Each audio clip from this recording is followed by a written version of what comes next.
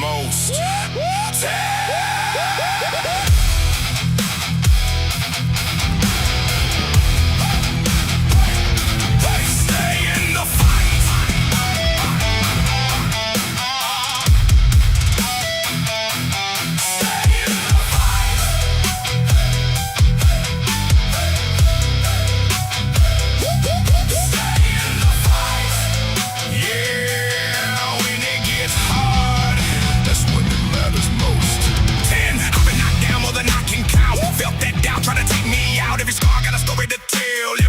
Was a living hell, but I'm still here, still standing strong. Even when everything went wrong, something deep won't let me break, won't let me fade. When the weight gets heavy and the road gets long, when the voice in your head says you don't belong, that's the moment you decide to stand and fight. Stay in the fight, don't you quit. Dig down deep, give everything you got left.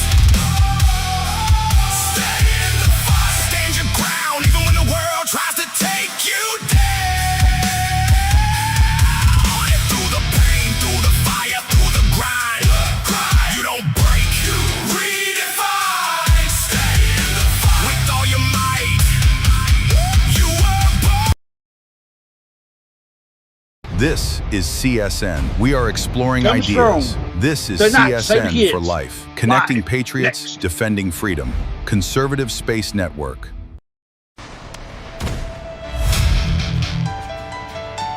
Stay in the fight.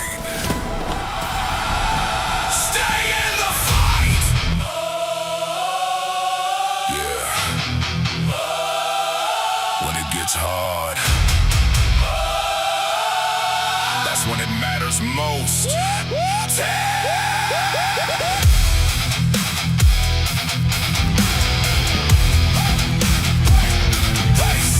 in the fight.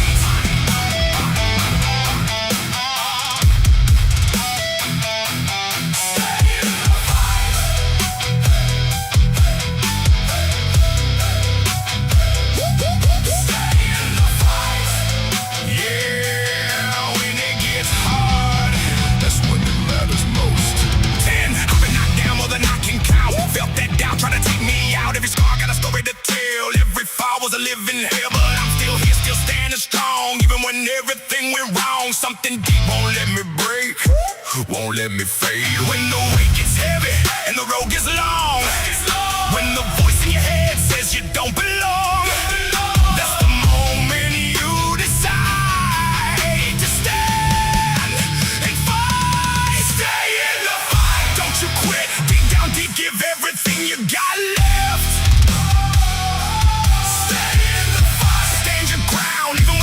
Tries to take you down. And through the pain, through the fire, through the grind, you don't break, you redefine. Stay in the fight with all your might. You were born to win this fight. I seen darkness I can't explain. Felt that pressure, felt that pain. But every time I hit that wall, I refuse to fall. They can doubt me, they can hate, they can try to seal my fate, but I rise every single time, cause this life is mine. When your back's against it and you can't breathe, when you're hanging on by a thread of belief, that's the moment you ignite and fight. Stay in the fight, don't you quit. Dig down deep, give everything you got left.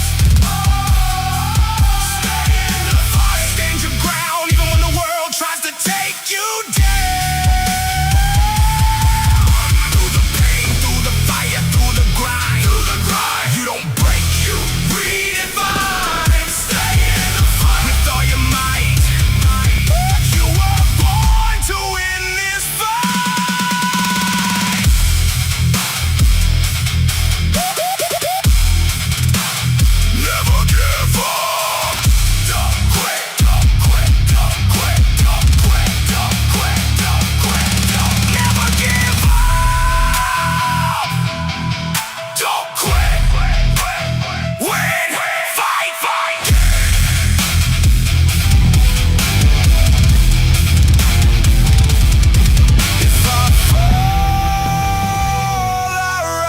again.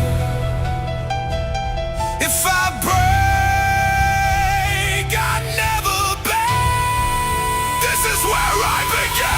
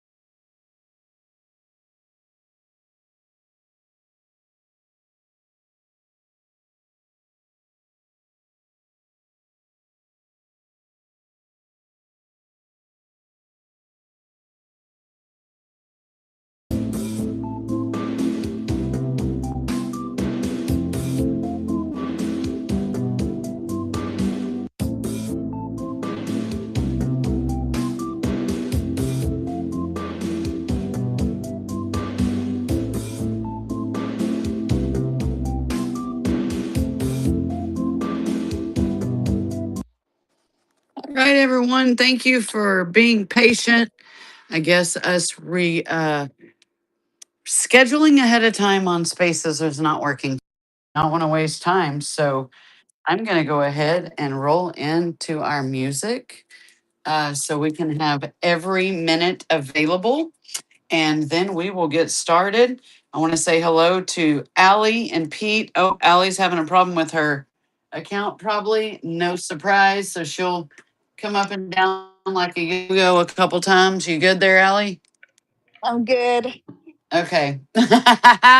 Pete, let's check your audio. Are you here with us, sir? How are you tonight?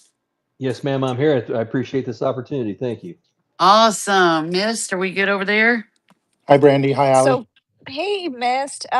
Pete. So Pete's new to Spaces. I kind of gave him a very quick rundown today. But Pete, much like Zoom, you'll make sure that when you mute or unmute to speak and then mute back up so that there's no feedback.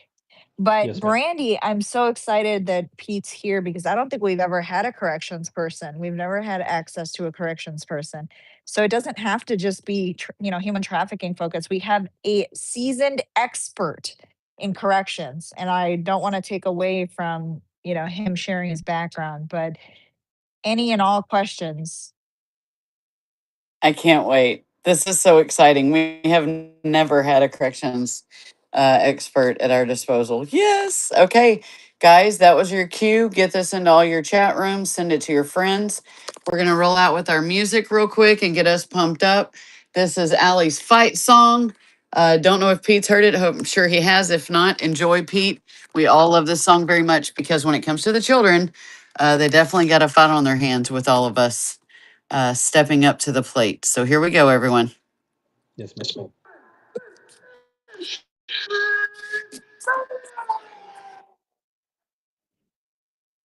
Brandy, we're going to have to find a new one. This song always gives you problems. Is it a problem? It like fades in and out, at least for me. Okay, maybe it's my isolation. Hold on. Most likely it is. Let's see here. It needs to be on wide spectrum when I do that. All right, let's try again. And yes, we do need to find a new one.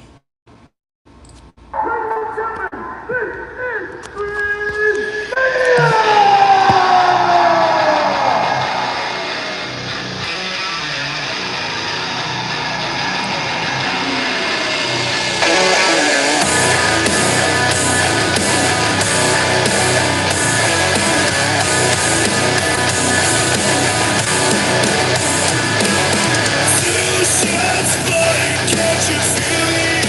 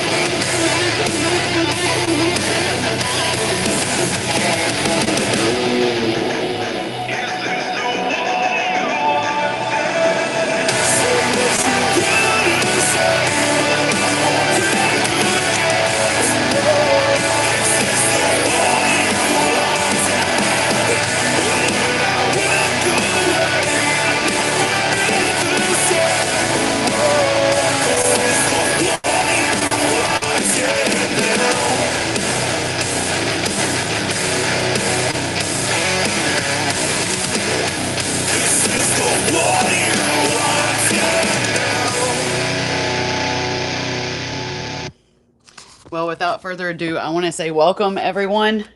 I'm super excited to have this space tonight. We do have a lot of new people in here, so I want to thank everyone for joining us. Please retweet the space out, get everyone in here because we're about to hear some new information about Guard Against Trafficking, and I'm so excited. It might not be new to them, but it's new to us, the public. So I'm super excited that Allie chose us and Pete to unveil their corrections initiative for Guard Against Trafficking. And Kim, I did send you the co-host. If you can co-host, that would be great, just in case we get a full panel up here. I have a feeling tonight, guys, like Allie said in the beginning, if you weren't here, Pete is an expert in corrections, so we have a lot of questions that might be asked. So definitely get ready to grab mics and participate tonight. I do want to start the space off by saying a couple years back, I met this amazing man named Jared Sadolski. And he was teaching the class that I was in about sextortion. And little did I know, within the next few years, I would meet his amazing, now co founder of Guard Against Trafficking and president of that organization. And Allie Hopper is honestly one of my very dearest friends in this movement, and personally a dear friend that I am just honored to know and having that in that boat with me. She's an amazing soul. She's always been the fighter for the kids, the fighter for the truth. And that is one characteristic I absolutely adore about Allie is, you know, a lot of us can get caught up on in different things, but Allie is always for the truth, no matter what, no matter who likes it. And I absolutely love that about her, and that's an attribute I think we all can strive towards. But I want to say welcome, Allie and Pete. I want to go ahead and let Allie take off. I know most of you know her, but a lot of you may not because we do have some new people in here. So sit down, grab a drink, and get comfy because we're fixing to hear a lot about Guard Against Trafficking. So, Miss Allie Hopper, how are you tonight? Go ahead. I'm going to let you take it away, and you get to introduce Pete. Awesome.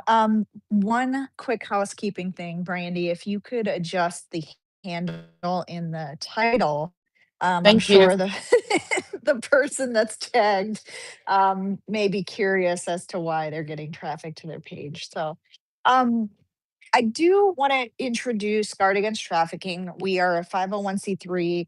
We started our nonprofit in 2025, pretty much after the first time I testified on Congress, on Capitol Hill in front of Congress. And we've been doing the work a lot longer before that. My business partner has been doing it a lot longer before I even came into the picture. And really, that hearing was what projected and propelled us into the next stage of creating a nonprofit because the public was extremely interested in supporting the work that we were doing. And the work that GUARD does is that it also supports other nonprofits in the sense that we have a very niche area in which we operate. And there are three main categories, if you will, that many nonprofits with combating human trafficking fall into. And there's a lot of differentiation that they can, go outside of those three main things, but the main things are prevention and education, or they're in the rescue area, or they're in the aftercare resources, aftercare facility piece. Now, obviously, there's other areas like policy. I see Summer in here. There's so many components to combating human trafficking, but where GUARD stands in its unique opportunity is that we provide a forensic psychological perspective inside the mind of a human trafficker. We've interviewed dozens, more than dozens of incarcerated traffickers, incarcerated cartel members, and really try to understand the psychological and criminal profile. And so if you think about a criminal profiler, they work alongside local law enforcement because it's really important to understand the mindset and the MO of a criminal when they're operating so that you can understand how you can get ahead of not only the crime that you're looking to solve, but crime at large, how to get ahead of criminal behavior. And so GUARD is able to not only tap into the criminal psychological aspect of understanding the criminal profile.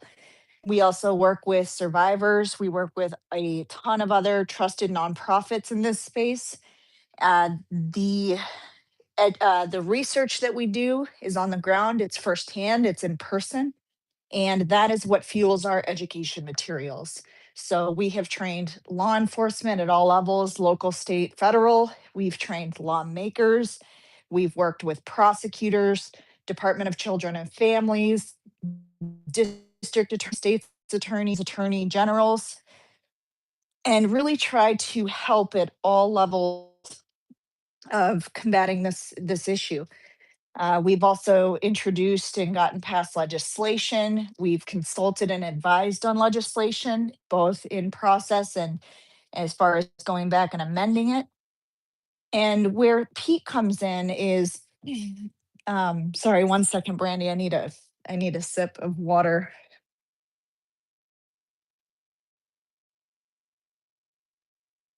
No worries. While she does that, guys, please retweet this space out and get some people in here to hear this awesome information. All right, go right ahead. Yeah, I'm still recovering from being sick for the past couple weeks. But where Pete comes in was my business partner and I were invited to a prison in the state of Pennsylvania, and they were seeing a recurring problem with recruitment inside of uh, prisons, and especially their women's facilities. Not only recruitment of the women that were about to get out, but the traffickers were able to operate fairly freely within inside the prison facilities. And so they were looking for insight into their processes, what they were doing, maybe how to refine those and truly address the problem. And many of us in this work know that it's been going on for a while. Men's facilities, women's facilities, juvenile facilities, and immigration detention facilities. But it really takes leadership and their willingness and their readiness to address a problem. Even if we identify it, if they're not ready to address it, you almost have to encourage the issue and wait until leadership is ready to make meaningful change. And after we came back from that, we had interviewed numerous survivors of human trafficking. We interviewed those that were actually incarcerated, women that were incarcerated for trafficking. And it really just weighed on our hearts about doing something about it. And so we ended up posting about our trip. And that is when Pete reached out to us to invite us on his podcast. And then I'll let Pete take it from there. Thank you so much, Allie. It's an honor and a pleasure to be here. So thank you very much, Brandy, for allowing me this opportunity. Like Allie was saying, I happened to see the post on LinkedIn about them going into this prison, and I thought, what are human trafficking people doing going into that prison for it? And so I thought, let me talk to them and find out what's happening. And it was in that conversation that I realized that I just spent 35 years working in corrections, in both private corrections as well as federal corrections, and I didn't see things clearly. It wasn't that I wasn't looking. I was looking exactly what I was trained to look at. I was handling things exactly the way that I was trained to handle them, but I didn't see it through the lens that Allie and Dr. Sadolsky, excuse me, had given me. So the things that I saw that was normal manipulation, what we saw as prostitution, what we saw as protection, debt, things of that nature. When I looked at it through the lens that Dr. Sadolsky and Allie had given me, I was going, well, wait a minute now, there could have been a different element here. Well, we are a law enforcement branch, and we're also a branch that's supposed to do what we can to prepare people for release. Well, if I have people inside that facility who are committing crimes, then I want to be able to stop them from committing the crime. And if we can get charges on them, I want them charged and prosecuted. Just as well, I want to be able to take the people who are going to be released that are these victims. And you know, we really focus a lot on reentry in corrections. But if we don't channel the proper type of reentry programming, that person is going to go out with the less coping skills in order to be successful. And it's just opened up this floodgate. And I'm saying, what am I doing? For all these years, I didn't see it this way. So what can I possibly do? An interesting aspect of that was even my boss, who I've been working for him off and on through the feds and through the private, 2002 called me up and he's like, Pete, what have we been missing this whole time after he saw the podcast? I said, I know, boss. I feel guilty. He said, I do too. So what can we possibly do? And fortunately for me, Dr. Sadolsky and Ali Hopper, they continued speaking with me, and then they offered me an opportunity to come on and start addressing this problem. And so it's been a great opportunity for me because I'm able, and I think what the unique thing that I bring to the table is when I started out in corrections, the Federal Bureau of Prisons was small. Over 25 years, it grew to twice its size. I worked the supermaxes where you have the worst of the worst, and I worked low level, and I hung out in that penitentiary medium range most of my career. So I've seen the manipulative behavior. I've seen the different ways they do it at all custody levels, from the inmates who are the mostly compliant to the inmates who are not. And so I can kind of relate to all of the staff or all the different situations that might be presented. And so that, I believe, gives me this perspective where I'm able to now begin to work with Guard Against Trafficking to try to move this corrections initiative forward. And the key thing is you have to realize that human trafficking doesn't stop just because someone goes into prison. In fact, it actually just continues to facilitate.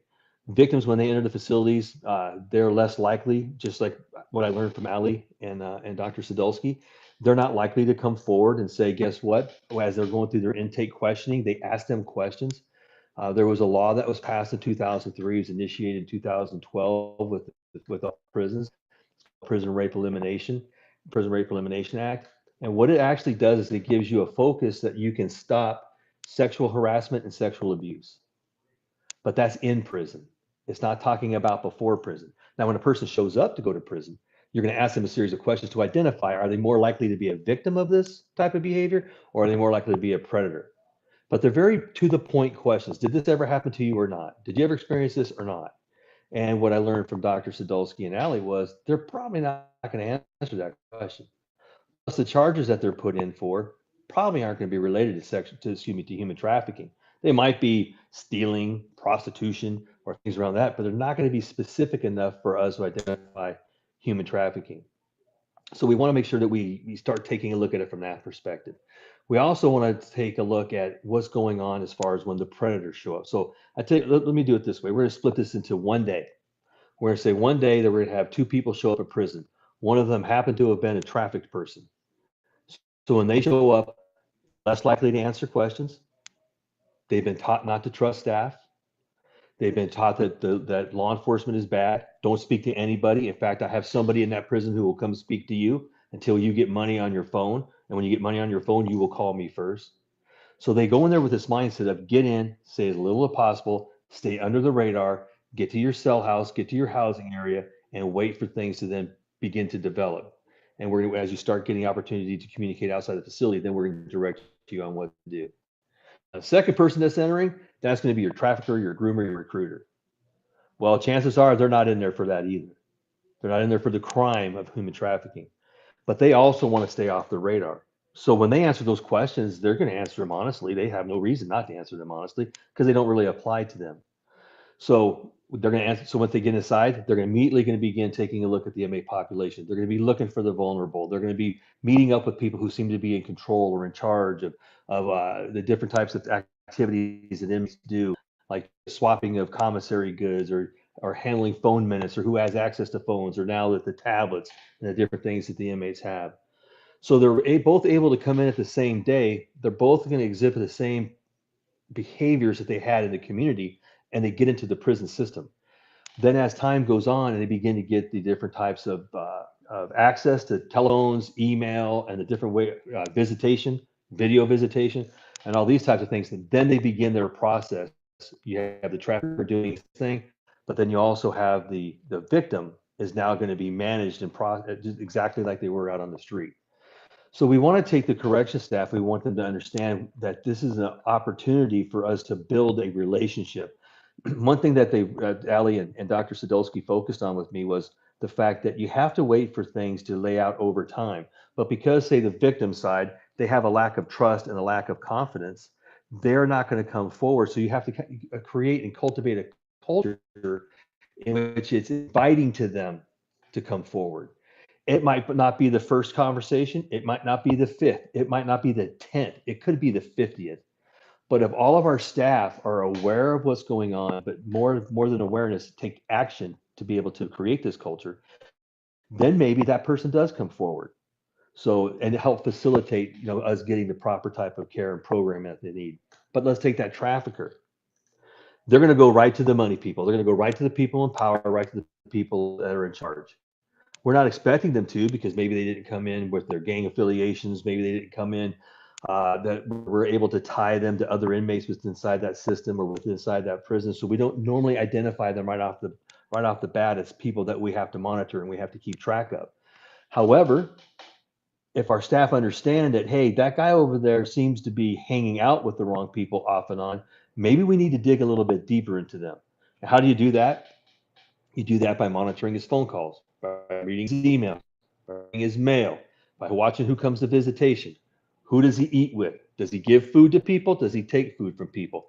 Do people come up and shake his hand when he's on the rec yard or in the cell house or in the hallway? Or does he go to people and shake their hands? So there's a system. We talked about the Prison Rape Elimination Act, and that's going to be cover both, but I want to focus that particular policy, that particular law on the victim. There's also things that all prisons use, because I've worked state contracts, immigration, U.S. Marshals, federal prison, 5 different states. Every single one of them has a process in which to manage or to monitor your inmates who are going to cause your problems. It's normally called security threat group. But if you take a look at that wording in there, it's really designed for gangs and terrorists, not human traffickers. By definition, they don't really fit into that. They rub up against it, but they don't fit into it. Same thing with PREA, with the victim. They rub up against it, but don't necessarily fit into it. So we want to change that lens, and we want corrections to be able to see that you can attach these people to these different programs. So what does that mean? What that means is you're not creating anything new. As a corrections person, you appreciate getting some kind of normalcy. We call it institutionalized. I wanted to be institutionalized.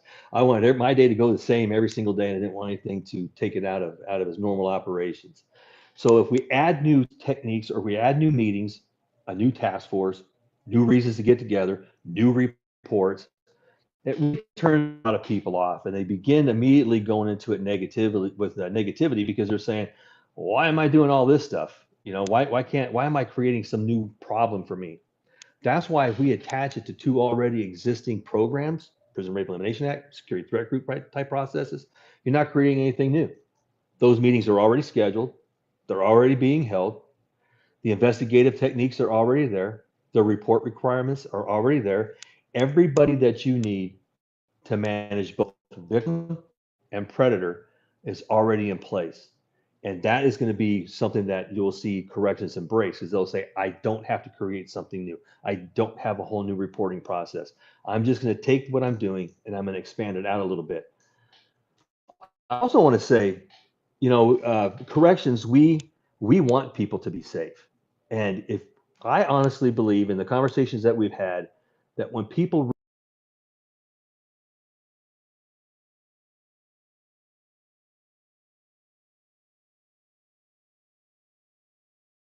forgotten, and I never will. She said, the thing with this, Pete, is when you learn it, you'll see it on the outside, not just the inside.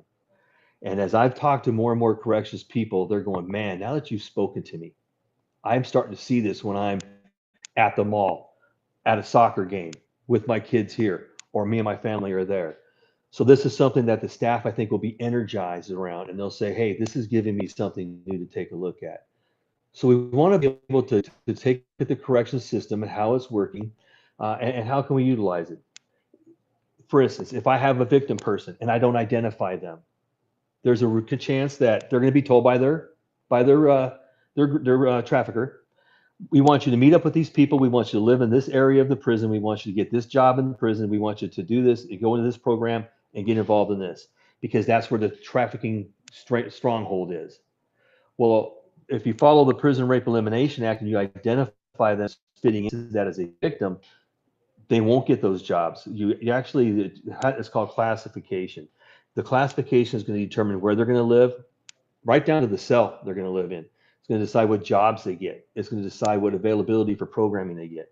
So it's going to be something where everything's going to be very carefully manufactured or controlled to ensure that you're keeping them as safe as you possibly can. And then they have their own safety they have to follow. However, also with that trafficker, if we identify them, we're going to put them where our cameras can cover them. Where every time they get a phone, we're going to know it. Every time they send an email, we're going to read it before it goes out. So we're going to be able to manage all those types of things. Now, one thing that we want to make sure of is that we do this, that we have to make sure that the staff members are on board. And by doing that, we're going to make sure that we create that culture that I was talking about, where hopefully victims will feel more likely to come forward. So this is the process that we're talking about as far as how it works in the prison. Because once that victim gets in there, one of the common things I used to see all the time, whatever prison I worked in, always the same. Person shows up and you see a group of inmates, 2, 3, or 4 inmates will walk up to the person and give them a box. And we go over, hey, let me see that box. And it's got shampoo, combs, brush, shaving, whatever. It's got like hygiene type stuff. They say, hey, this is our care kit. Every time a white guy comes in, every time a whatever comes in, we give him a care kit. And you check it and you're like, well, you're not supposed to be doing that, but we're give them the care kit, let this person get going. Actually, what we just did was allow them to create debt. Because how's that inmate going to pay them back? No money. The money coming in is going to be controlled. So we've allowed them to accumulate debt. And sooner or later, they're going to come calling for that debt. And so we also want to know, well, who are those people that walked over there and tried to give that person that package? So we're looking at it from a different perspective each time. We also take a look at the different types of activity that the inmates are doing when it comes to how they interact. I can't tell you, there was a time in, I'd say after 2000, where all of a sudden the inmates were coming up and approaching staff in twos. I call it the attorney. You brought your attorney with you. What's this person here for? Oh, he's here to listen to me talk to you. We always took it as a gang thing. We said, okay, well, that person's here because he's new in the gang and that person don't trust him. And generally, I didn't like playing. I never played the 2-person game. I said, well, if you don't trust them, both of you guys get out of here. I missed an opportunity there, didn't I? What I should have done was find out why. Why is that person walking up here? Is that person coercing them? Is that person making sure that when they come up, they're not talking about anything and trying to admit to anything? So there's a lot of these little nuances that I learned from Dr. Sadolsky and Allie that as I look back at my corrections career, I'm going, boy, if I had to handle that one just a little bit different. And it's not just me, it's everybody I've spoken to that I know in corrections as I'm expanding our awareness and our reach, our outreach to different people. And so we're seeing how recruitment actually works. We're understanding better that this is not you won't see it in one time. It's going to lay out over time. For instance, if you go to your typical correction staffing now, they're on 12-hour shifts. So your staff are going to be offered, if it works out right, they're off 7 days out of every 14, but they put in the 84 hours. So if we're not communicating, if they don't realize, hey, put those reports in, because that one thing that you saw might tie into 2 things that other people saw. And now we're starting to get the pieces of the puzzle put together. We have to teach our staff. We do that already in corrections. We tell them, hey, make sure you report. Here's where you put your log entries on suspicious things that you see, but make sure that you put it in there. But they don't, because they're thinking, it's just this, it's just that. But I think if we start talking the words human trafficking, we're going to be able to change that quite a bit. So that is So, sort of I'm sorry. Pete, I don't want to step on you, but I want to give you a chance to take a breath for a minute All and right. say, wow, just wow. I love what you're sharing because it shows the power of the reason why we must educate, right?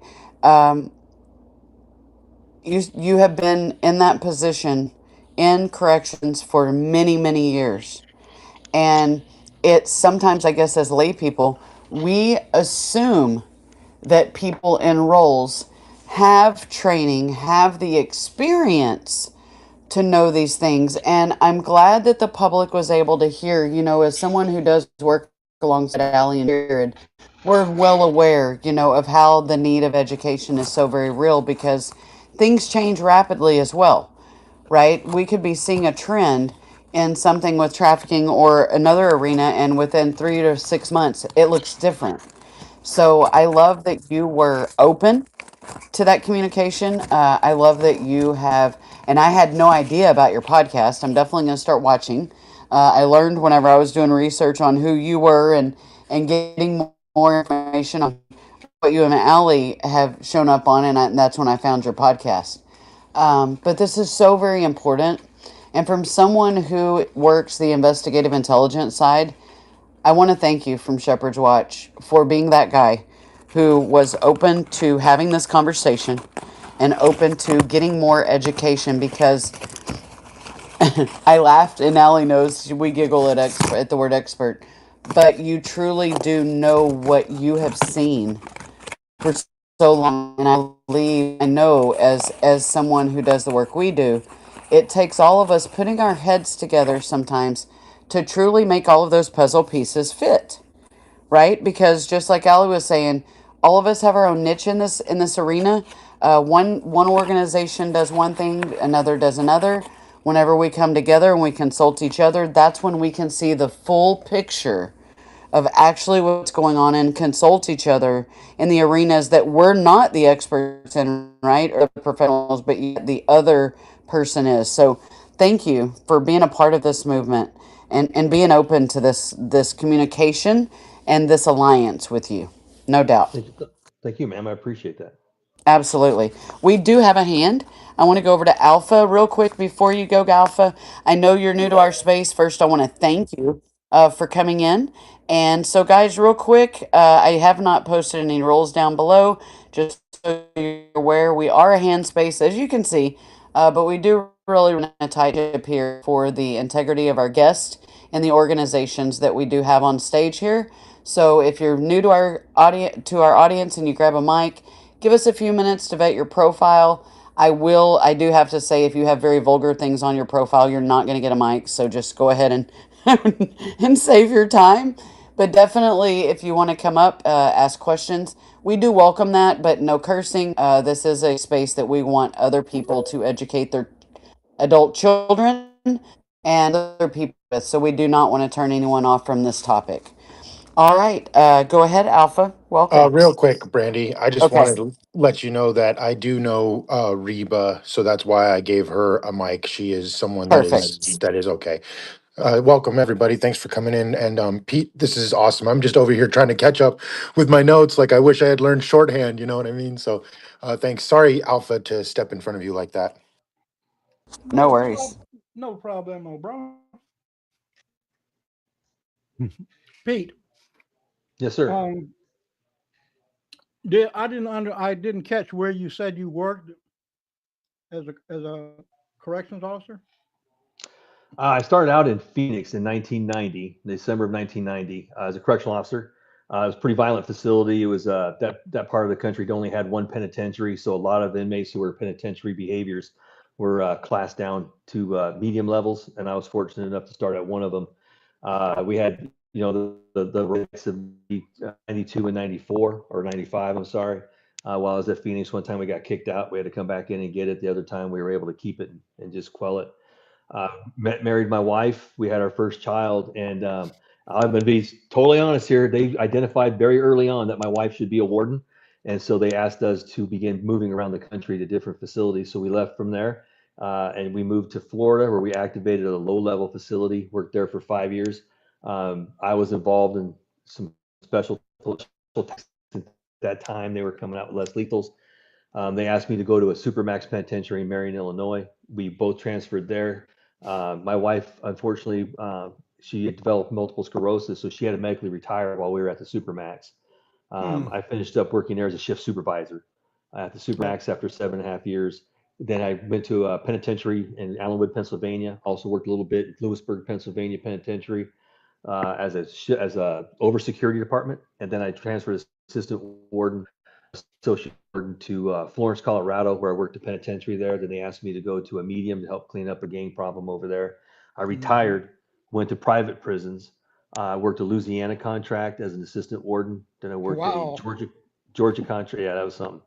Georgia contract, which was a great learning experience. I met one of the most incredible corrections professionals there. Worked Georgia contract. I took a year off because my wife had a stem cell transplant. They asked me to come back after a year.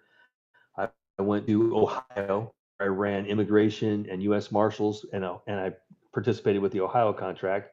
Then I made warden going to a U.S. Marshal contract in Memphis, Tennessee, and then I finished up as a warden in a prison in Montana for 4 years. Mm. Worked any federal places? Yes, all I worked 7 federal facilities. You're aware of a place called FCC Lompoc? I used to go in there with my bus all the time from '92 to '95. Well, I got an opportunity. I don't know if they still do this. I got an opportunity to go down there and work as a vendor. And the guy that came to me says, "Well, this is a federal penitentiary, blah blah blah. You think you Uh-huh. can stand to be in?" I said, "No, I think I can handle it." And when I got down there, what I found out was that FCC Lompoc is three prisons: Yeah. federal penitentiary, FCI, which is Federal Corrections Institute. People like an open bay camp thing, and then they have this thing Yeah. they call the farm, which people live Uh-huh. outside the prison, and you know what Yes, that sir. is, and they Yes, go sir. inside. One of the things that surprised me the most, Pete, and people need to know this: people's conceptions of what criminals look like ain't nothing like you think, No. and that's what stood me back up against the wall. And I've actually stood the wall, if you know what that means, and Mm-hmm. I like, oh God. The thing that kind of surprised me the most, Pete, was the people in there look like every John Doe that you meet in the public. The majority of them, the overwhelming Mm-hmm. majority, they look like normal, everyday people. In the Mm-hmm. federal penitentiary, FCI, it didn't matter. Yes, they Right. had all the gangbangers all segregated, the really mean guys with the tattoos all over their faces, that kind of thing. They had all them, and you know who they were. But Mm-hmm. that's the thing that really stuck with me the most.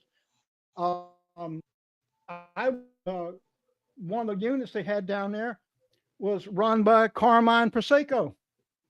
Oh yeah. Yeah, Yeah. Mr. Yeah. Murder Incorporated. He ran that unit. With I just was shocked. I'm like, what? He said, yeah, he never goes out. He never goes anywhere. And Yeah. so I don't know if they still have them, but they had vending machines in all the units, except the really bad ones, because they would Right. just destroy them. Do they still have those, or do you know? I left the feds 2014. I Okay. would be surprised if they still did because that's all they were. They were just something for them to dismantle, end up making weapons out of, or just steal all the food and stuff out of. We were Well, building that's cages. yeah, that's Mhm. what. Well, the thing that shocked me the most, Pete, was the things that these people were using for cash. I was like, what? And one of the number one items that really shocked me was sunflower seeds. Oh I yeah. said, what? These guys were having Yeah. me fill up 3 and 4 racks of sunflower seeds and come put their commissary card and empty that rack. I'm like, what I'll be in the darned. hell? Then I asked one of the guards what was going on. Oh, they're using that for currency. Okay, I Really? was about to ask y'all what they were trading it for.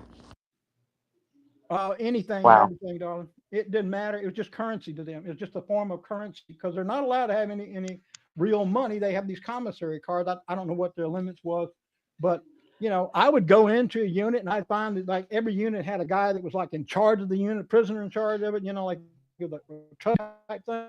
And I'd ask him, "What is it y'all want?" And they would say some certain things. And I'd say, "Well, you can't have that because like no fruit drinks, nothing with sugar in them."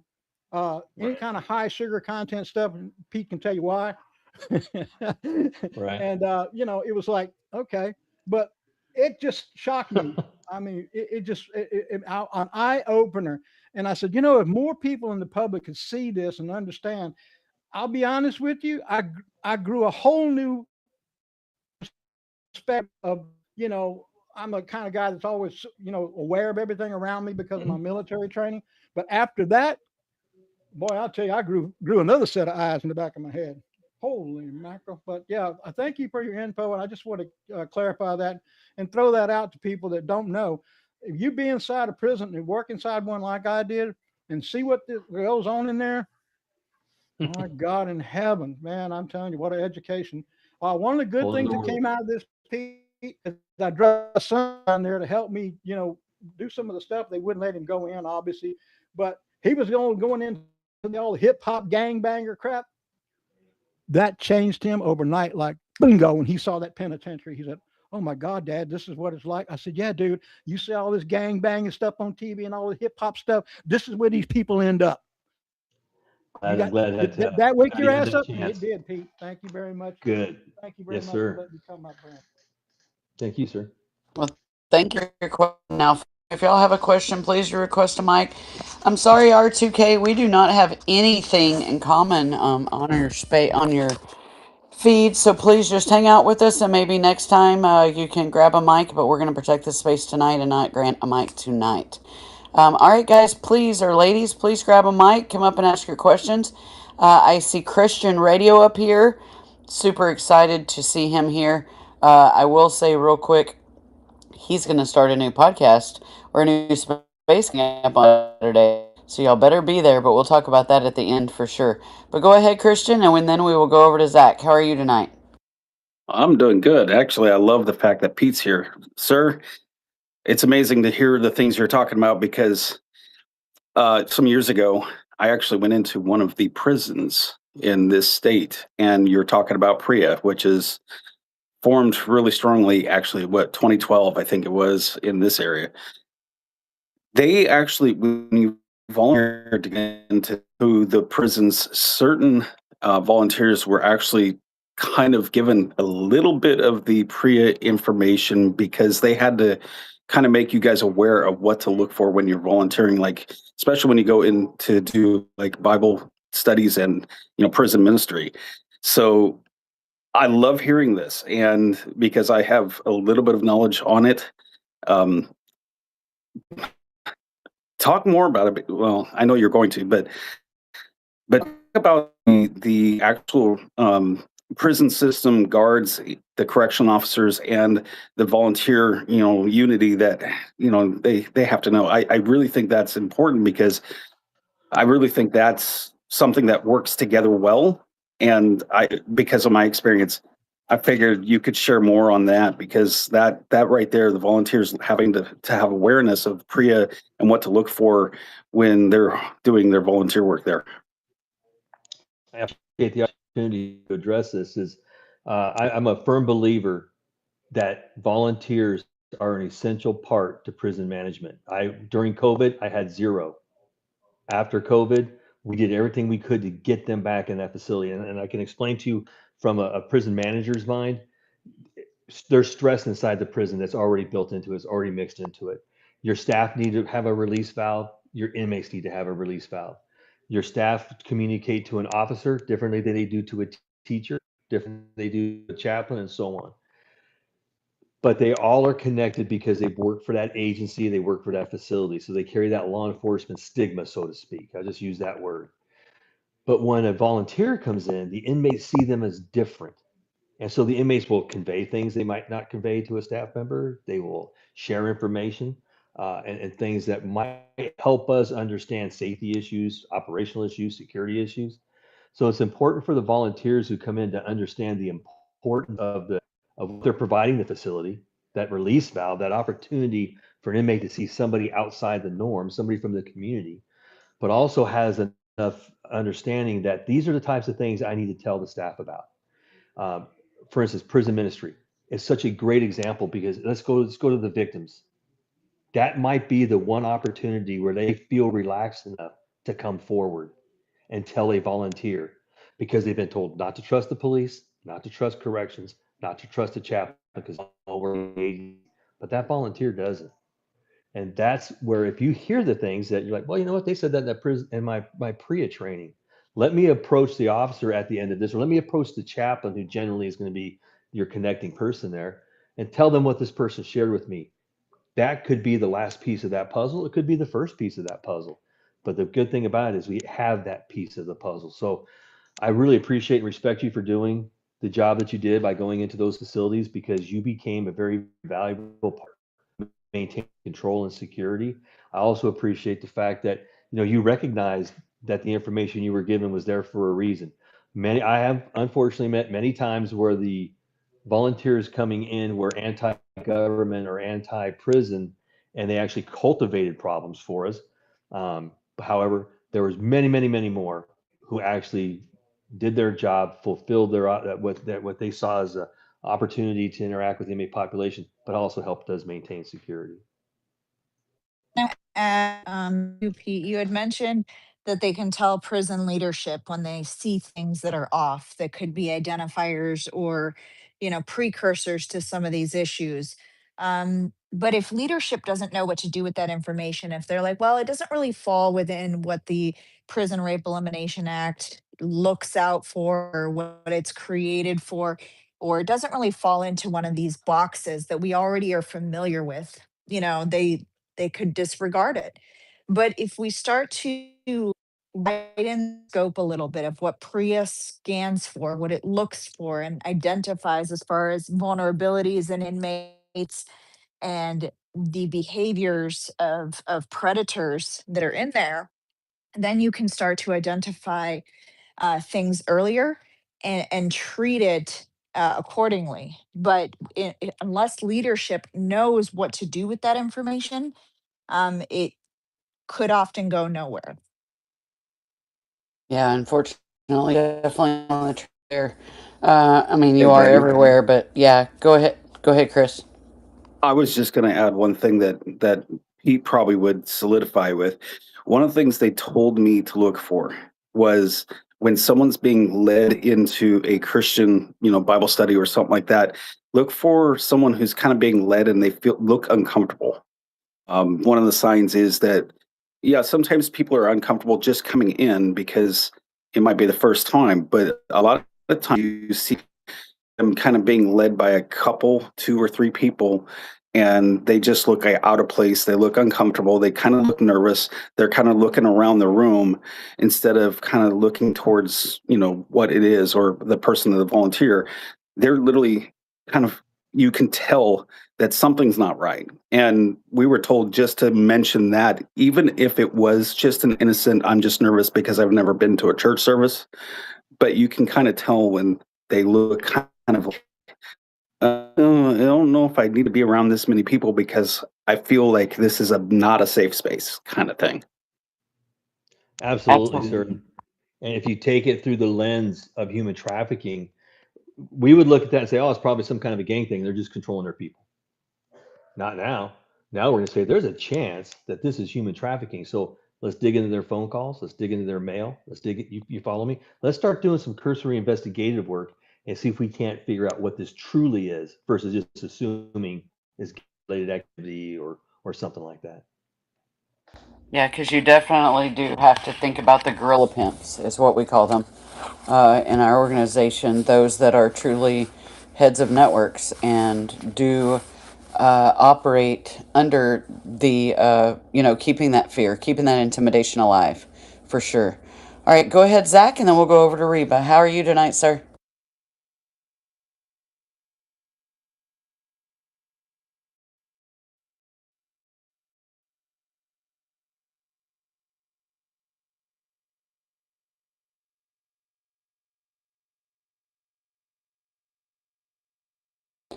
Thank you, Zach. Yes, everyone, if you take a mic, you are being streamed on multiple platforms. So I just want to say that.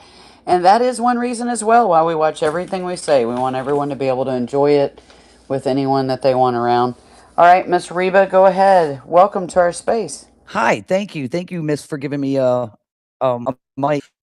Pete, I wanted to ask you. I've never worked in a prison, but I have worked in a detention facility.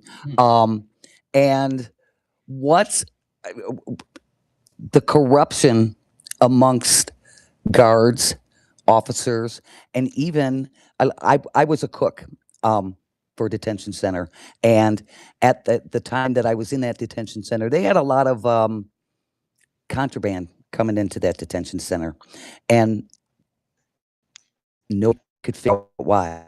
And I don't want to get into a long drug out story, but and I'm sure you probably had experiences like that, but it was not anybody taking anything into the the the detention center.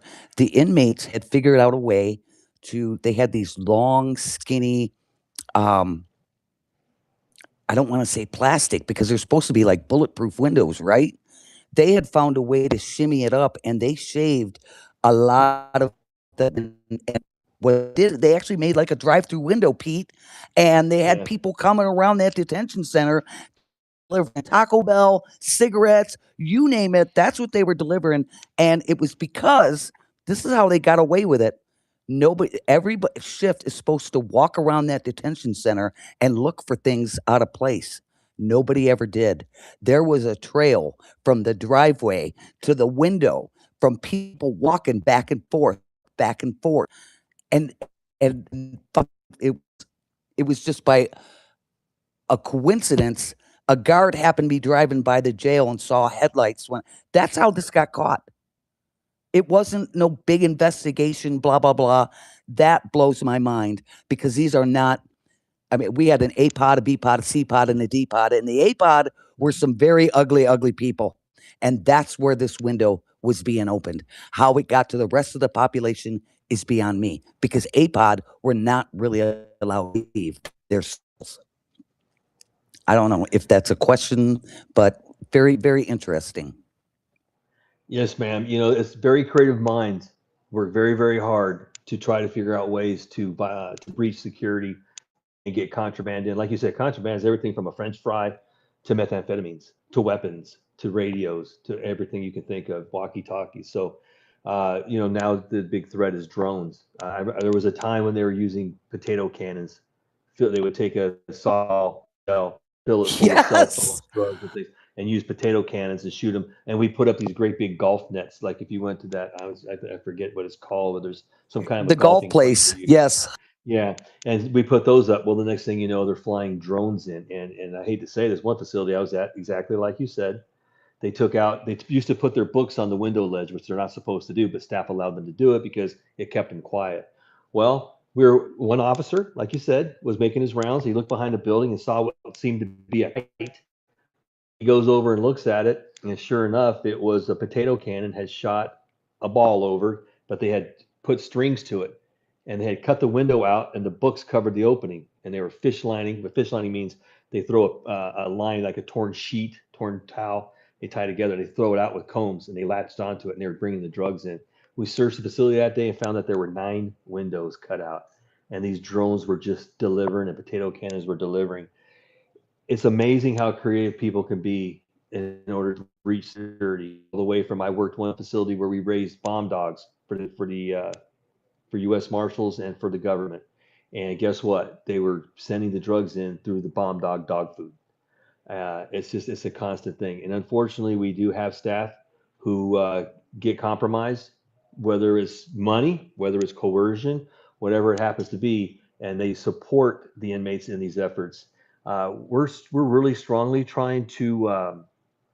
That sounded bad, but we're strongly encouraging corrections to go to more AI technology because we're finding that there's a lot of technology out there that can support the officers. You know, they're working extra shifts, they're working a lot of hours, or you just can't rely upon the human ability to get the job done. But there's a lot of AI technology out there that can help support the officer and maybe catch these things. Like you said, that one officer did. Thank you so much for your question, Reba. And you just sparked a question that I just thought about it that I would like to ask Pete. And like I said, we never had someone in corrections come in. And so I know that, and a lot of us saw this on especially X. We were seeing where there were a lot of inmates, and we're not going to start a big J6 talk, but it's about J6. So we saw a lot of J6 people. One in particular that I noticed had a cell phone and was able to use the cell phone a lot. I'm curious, as a layperson, I don't know this answer. How in the world, if someone is convicted of a crime or whatever the case may be, doesn't matter, if they're in jail, if they're locked down, if they're truly in jail, they've been sentenced, or they're being held in a jail or a prison, how do they have access to cell phones unless it's contraband and brought in illegally? I've never heard of an inmate. Now, remember, I got out of the feds in 2014. Then I state facility contracts besides immigration marshals after that. At that time, there was nobody given cell phones. Now, they may be given a laptop or something, but they had to go to a controlled space, a legal law library or the library or somewhere in which to use it. But they used it in front of staff. When they were done, it was packed up and put away. I'm going to have to just go on a limb and assume that that was a contraband cell phone that was brought in from some means, some way, and that person had it. They rely upon the opportunity to change the SIM card so that they can make sure that phone doesn't get detected. One thing we used to do is a little trick that we found was our nurses used to go around to cell houses to deliver meds, and they had a laptop, and that laptop would identify different Wi-Fis. And so we would have them track Wi-Fi strength, and then we'd go shake down a unit and find 5, 6 cell phones. I know I took over one prison one time, and they had never found a cell phone in 5 years, ever. Well, they weren't looking, because when we started looking, we found over 200 in 1 year. So unfortunately, they get in. They're getting easier to detect now, but we're just trying to convince corrections agencies to actually put the technology in to detect them. But they do need to be shut. They need to be shut down. It's a big security risk. I do want to highlight, Brandy, if I may, one of the initiatives that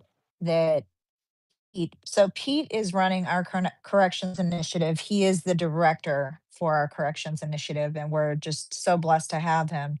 Um, but one of the things that we're doing multi-pronged approach, and Pete, feel free if that was on your list of things to talk about, feel free to take the wheels on this one. Okay. Uh, we had, after talking with Ali and Dr. Sadowski, I realized that, and all the different people I've met through my podcast, I realized you can't get corrections to do anything unless they have to. And so one way you make them have to is you have to have laws put in place. Or the other thing is if they want to be accredited, like the American Corrections Association or American Jail Association, like we talked about the detention facility and things. So one of our approaches is to go after lawmakers and these accrediting bodies and talk to them and have them work with Ali to sharpen up their laws. If they make laws that tell prisons what to do, prisons will then do it. And if we can't get that to happen, we're working with the different accrediting bodies so that they might change their language just a little bit. That makes trafficking part of PREA, makes trafficking part of the security threat group. So it's automatically included and expected. The main thing is expected to be included. So that's one of the approaches that we're using. Another approach is that we're trying to get the staff to understand how to take awareness into action, operational action. Like I said, I've had all the awareness training. I put a picture on a wall and say, that is human trafficking right there. And it's going on. It looks like it's something over there. But we never taught our staff how to connect that to policies because it doesn't fit. It's not defined in policies. The way PREA is for sexual harassment and abuse, and the way security threat group is for gangs and terrorists. So we just need to change that lens a little bit. So we want to start getting that awareness into operational action. Another approach that we're working on is we're taking a look at what do you do? I think, and someone mentioned, what does the warden do when this information comes to them? What does the shift supervisor do? What does the investigators do? How do they assemble the information to give to the county attorney or the U.S. attorney or whoever their prosecuting body is? What do they need to do versus just go, yep, there it is, I see it. Also, especially from Ali and Dr. Sadolsky, I ran immigration prisons. And I can tell you what it's like to walk into a female pod where they're all blonde haired, blue eyed. 1 week they're all blonde haired, blue eyed, and they came from Eastern Europe. And then the next week I come in and they're all dark haired, skin, dark eyed. But they all have the same thing. You can tell they've been abused. That's the same. What I could have done different things when I was at that facility. I was using it as PREA. Anybody touched you?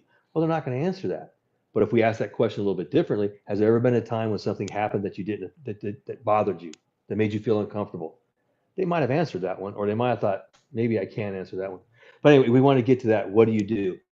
And then the last thing that we're doing is, and this has been so fascinating, and I'm really excited about this. We're reaching out to the companies, like we talked about AI. We're reaching out to the companies that provide the inmates with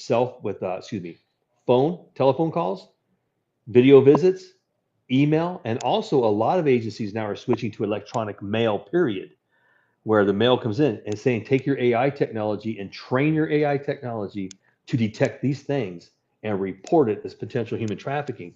And we're really getting a lot of support from these companies. And it's been very exciting to take this approach. And we feel if we go after those four and we continue to move forward with this, we are going to make some great things happen in these facilities as far as making them safer for everybody. That is awesome. And when I was thinking about when Allie told me who you were and what you were doing with them, I thought about all of the women who are susceptible in those facilities that don't have anyone to come out to, right? And how susceptible they are to the trafficking. And so this is just so very important. I'm blown away, but I'm not surprised. Allie, phenomenal addition to Guard Against Trafficking. Pete, we are so honored to have you in this space tonight, and very grateful as well that you have joined Guard. Lots of awesome stuff coming. All right, Miss, go ahead. Yeah. So I just, hearing this kind of story, I have this uncomfortable saying that is pretty true. And just the more that I listen to all of your experience, it just rings in my head, and I have to bring it forward. It is uncomfortable to hear, but trafficking is infrastructure. Crime is infrastructure. They have an entire. It's almost like a I don't know, like a corporation. These people they've got like board members, and they've got R&D, and they've got their hackers, and they've got their runners, and it really is a very well organized thing that goes on, and so just kind of made me think of that. And then I also wanted to say, just in terms of like the cell phones and stuff, it seems like you could probably do something with like RF detectors and stuff like that, right? Like if you made the facility go dark on their thing, and I know you probably thought of this, but if there's just we're getting to better and better times now. I know L3 has those stingrays. I don't know if you've heard of them. And honestly, I Yeah. normally hate Yeah. them for the populace, but for like something like this, it seems very effective. Yes, sir. And I did a conversation with a company who does exactly that. And there's plenty of companies that detect them, and they're able to shut them down. An interesting thing too, and this goes to the drones, because I was actually a drone pilot. That was gonna be one of the things that when I was living in Montana, I was flying a drone everywhere. Laws sometimes prevent us from being able to put the technology in place. And that's what's holding back on cell phones in some areas and drones. We have to wait for the FCC to change laws or guidelines in order for us to put those types of things into effect. Now, if you don't, hope you don't mind me saying this, I worked in prison, federal prison one time, and this was 2012. And they said, hey, we got this new technology coming in, and we're going to be able to detect cell phones. So we all had to give up our cell phones so they could, I think they call them whitelisted or something like that. And so that way they wouldn't turn our phones off. But what happened was everybody within like 3 miles of the facility, all the homes, people driving on the roads, it was shutting their phones down. And that's why those laws are there, is to protect that from happening. I have a very close friend who's a number two guy for one of the state agencies, and he says that that's what they're working with right now with their state and the FCC, is to get those laws changed, not only for drones but also for cell phones, so they can start incorporating, because the technology has gotten so much better. Yeah, as kind of a follow up, sorry, Reba. Are like I was thinking along the same lines too, because there are, you have drone signal jammers, stuff like that, that you can, someone could build at home. Obviously, laws are, everyone always follow the law. And I think that's so kind of crazy to me that these laws get in the way of you guys defending your facility. It's just one of those things. Like obviously, things like that, like a cell phone jammer, it's a very easy understandability why that is illegal. But just kind of that it would apply to you as well. That it's interesting. And then I did have just kind of one more question. Do they, they send in contraband, Hmm. but do they ever purposely send in people that are trafficked victims on purpose in order to like make sure that they're like generating from that? Is that something that you've ever have heard of or come across? I, after learning so much from Dr. Sadulski and Ali, I believe what has happened is they've become a commodity that they can get rid of because they think they can get another, or they already have another. So they'll give up the trafficker, or excuse me, they'll give up the victim because they know they've got another one. And so I think I was reading something where they were talking about two cars. The victims are going to drive in one car, so that way if something happens, they're going to get arrested, and the traffickers are just going to leave the scene, and they'll be protected. So I can't really speak to that personal experience or professional experience, But after talking to Ali and Dr. Sadolsky, I truly believe there were times when they were just a commodity that you can just dispose of. And they knew that sooner or later, those people were going to get out. And before they hit that year, prior to, that's when the reentry process really kicks in. They need to get those hooks back into them to make sure they know you keep your mouth shut and you come out and we're going to put you back to work. And that's how things are going to be. I Break do want to. breaks my heart. No, it's okay. Go ahead, Ali. I wanted to touch on one other thing, and I lost track of the article. So if anyone can find it and put it in the purple pill, that would be amazing. But there was an article that came out about the facilities or the penitentiaries in California. And it was about inmates being able to access pornography. And some of them, I believe it was even child pornography or CSAN material.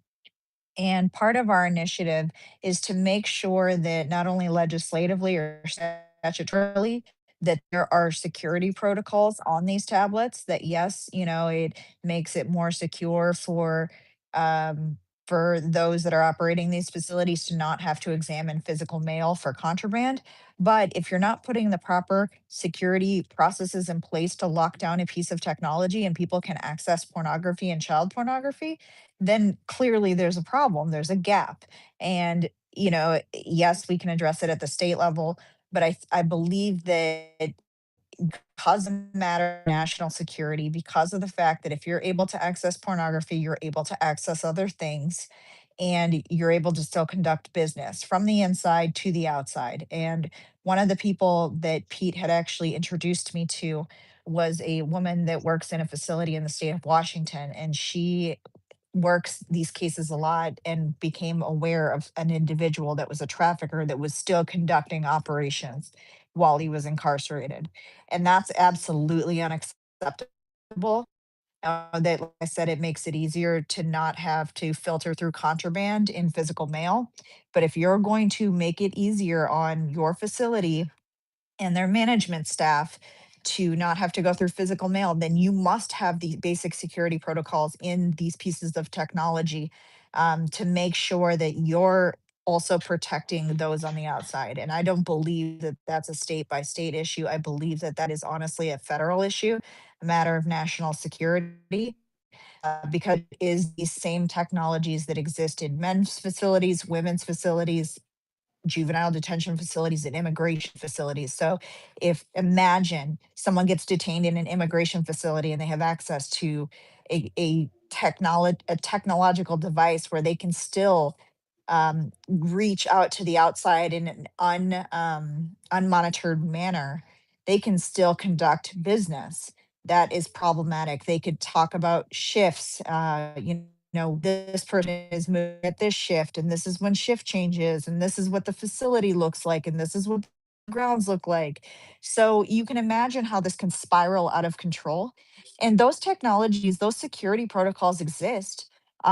It's whether or not the facility is A, mandated to require those securities on the technology, and B, just if they're even aware that that's part of the contract, they have to be made aware that that mechanism exists and to ask for it. If you don't know what you don't know that that's not baked into the cake. And so you need to understand A, I should be asking for these security protocols. B, we need to find out who is going to pay for it. But it has to be there. Otherwise, it doesn't make sense. You're trading one problem for another problem. I put the article in the purple pill. Ali, would you like me to put it in the jumbotron? Please. Can I can I piggyback off that, Ali? Oh, yeah, of course, Pete. This is all about you. Go right Well, ahead, Pete. that's a scary thought. I do want to jump on that because what we learned is when we started talking with the companies who provide these communication devices, the tablet, whatever, to the MA population, they're the same tablet that you would buy. But what they do is they just disconnect the part that connects to Wi-Fi. But we have very ingenious things, and they're able to figure out how to reconnect that. So they call it jailbreak. They jailbreak into the tablet, and they just reconnect those wires or those connections back together. And now they're able to connect to a Wi-Fi. They get that contraband cell phone in. Now they've got a hotspot. So now they've got this communication system where they're able to get on the internet, do the things they want to do, communicate any way they want to, and it's not detected. Now, what we also learned by talking to the companies that provide these services is, like Ali said, if the person writing the proposal for that bid for companies to provide those services to the inmate population, they don't know to add the AI features that detect these types of things and report these types of things. More importantly, detect, report versus just detect, then it never gets put into the contract. But if the law says that you have to put that in the contract, it'll automatically go in there. So we're trying to educate the lawmakers. Hey, you've got to do better. When you say you're going to allocate funds for inmates to have tablets for programming, the nice things that you want it for, there has to be the security element put into it because they're unaware of that. And like Ali was talking about, the companies are just sitting back going, well, they didn't ask for it. So since they didn't ask for it, we're not going to put that in there because that's an additional cost that now we have to figure out who's going to pay it. So we're just not going to worry about it.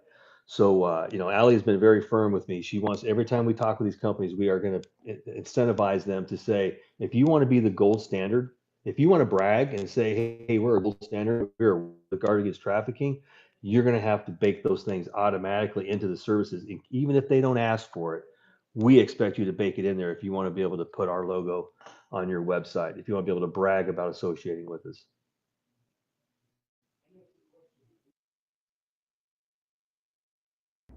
I brag because Guard Against Trafficking is on our website. Just saying. Go ahead, Ellie. We No, also have, it's oh, sorry. no, it's okay. Yeah, Pete did a phenomenal job explaining that, and I think that we need to understand the threat that exists. It really blew my mind when I went into that facility in Pennsylvania. And don't get me wrong, these people are operating on a very, I know you can look at the high level scale of things as far as budgets go, especially when it comes to corrections. But this is why it's so important to talk to individuals like Pete. When we see budgets, like for example, in the education departments, we see these massive budgets, but do they trickle down to the teachers? Do they trickle down to the schools? Or are they sitting at the top for the administrators? And we should look at corrections in the same way. Are these budgets trickling down like they're supposed to? Are people getting the support that they need, both resources and finances? And resources doesn't necessarily translate to finances. It could be education, it could be, that technological component in a contract. So we need to understand these things. And one of the things that was shocking to me was that when we were interviewing these women, what Chris and Pete were talking about earlier was just the amount of vulnerability that exists for these inmates.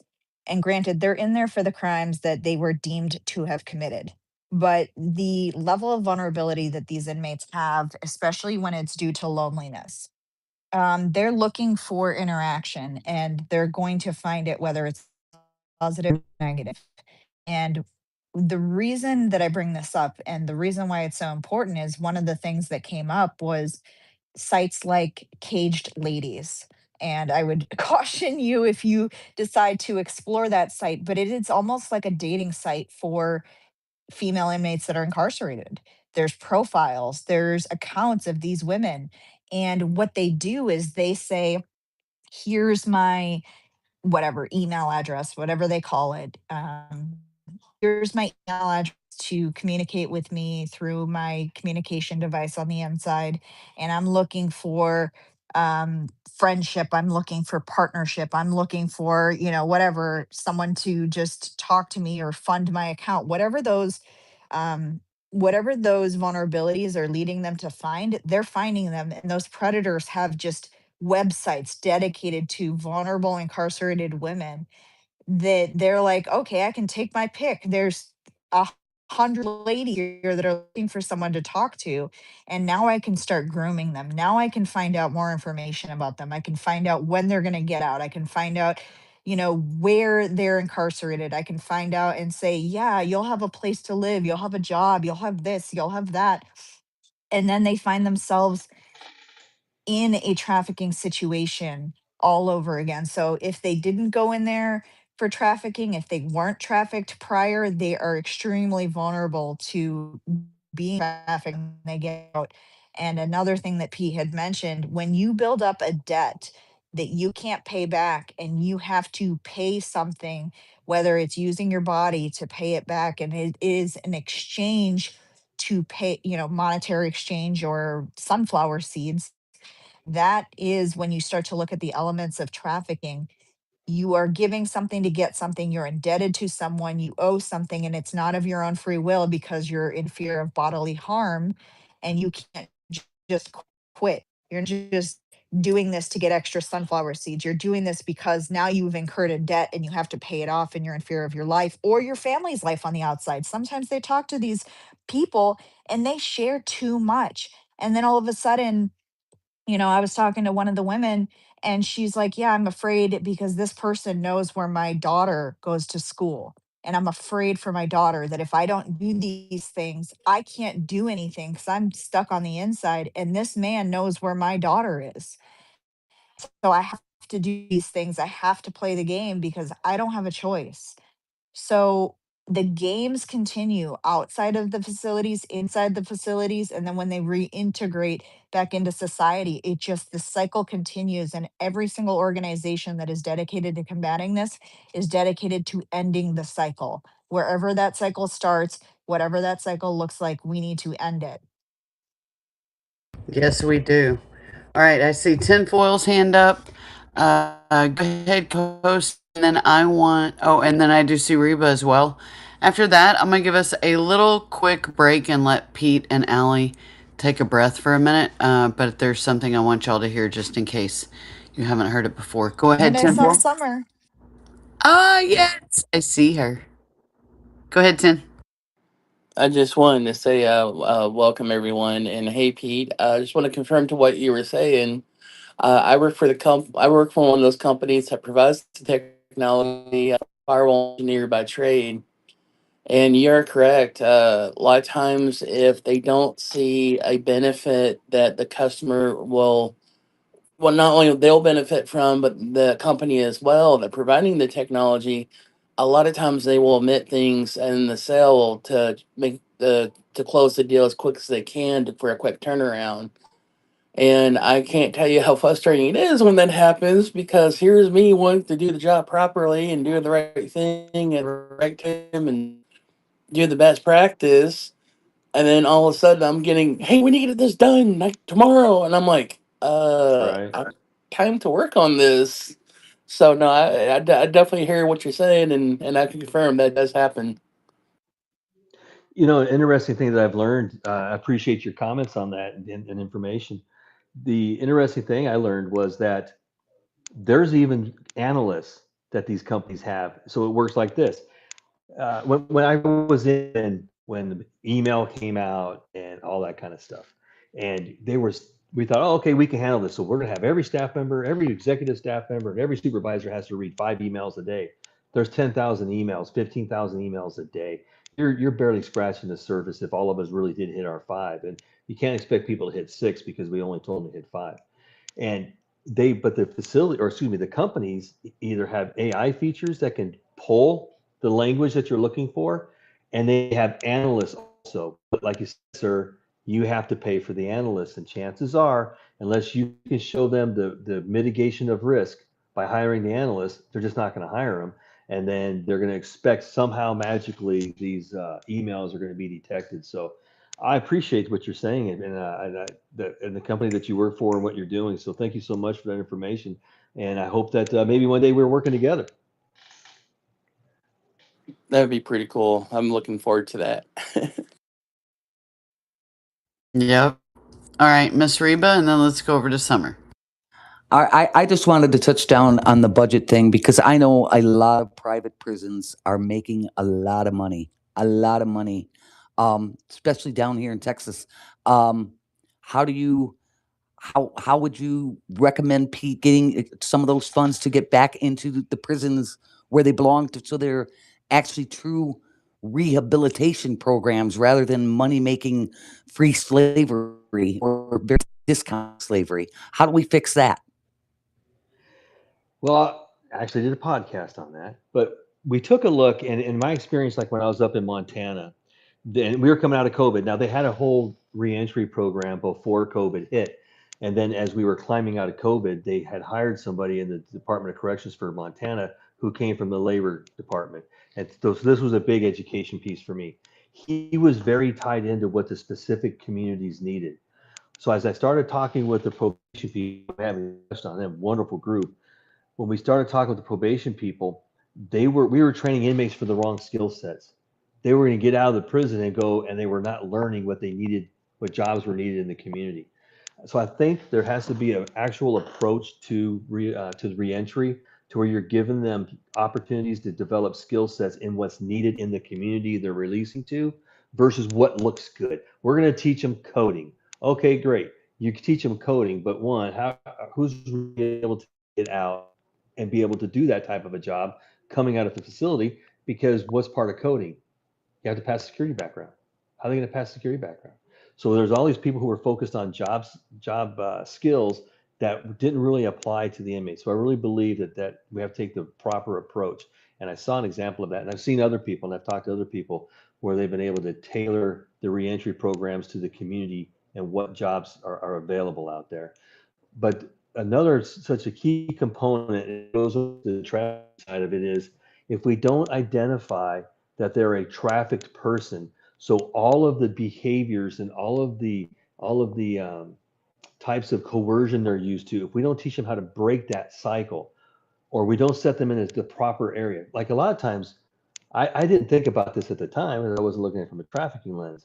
We'd have all these inmates insisting upon out-of-state bordering.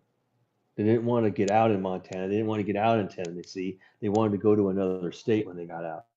And it didn't always work out. Maybe they were trying to get away from the trafficker and we didn't grant that. So therefore they went right back to that same community.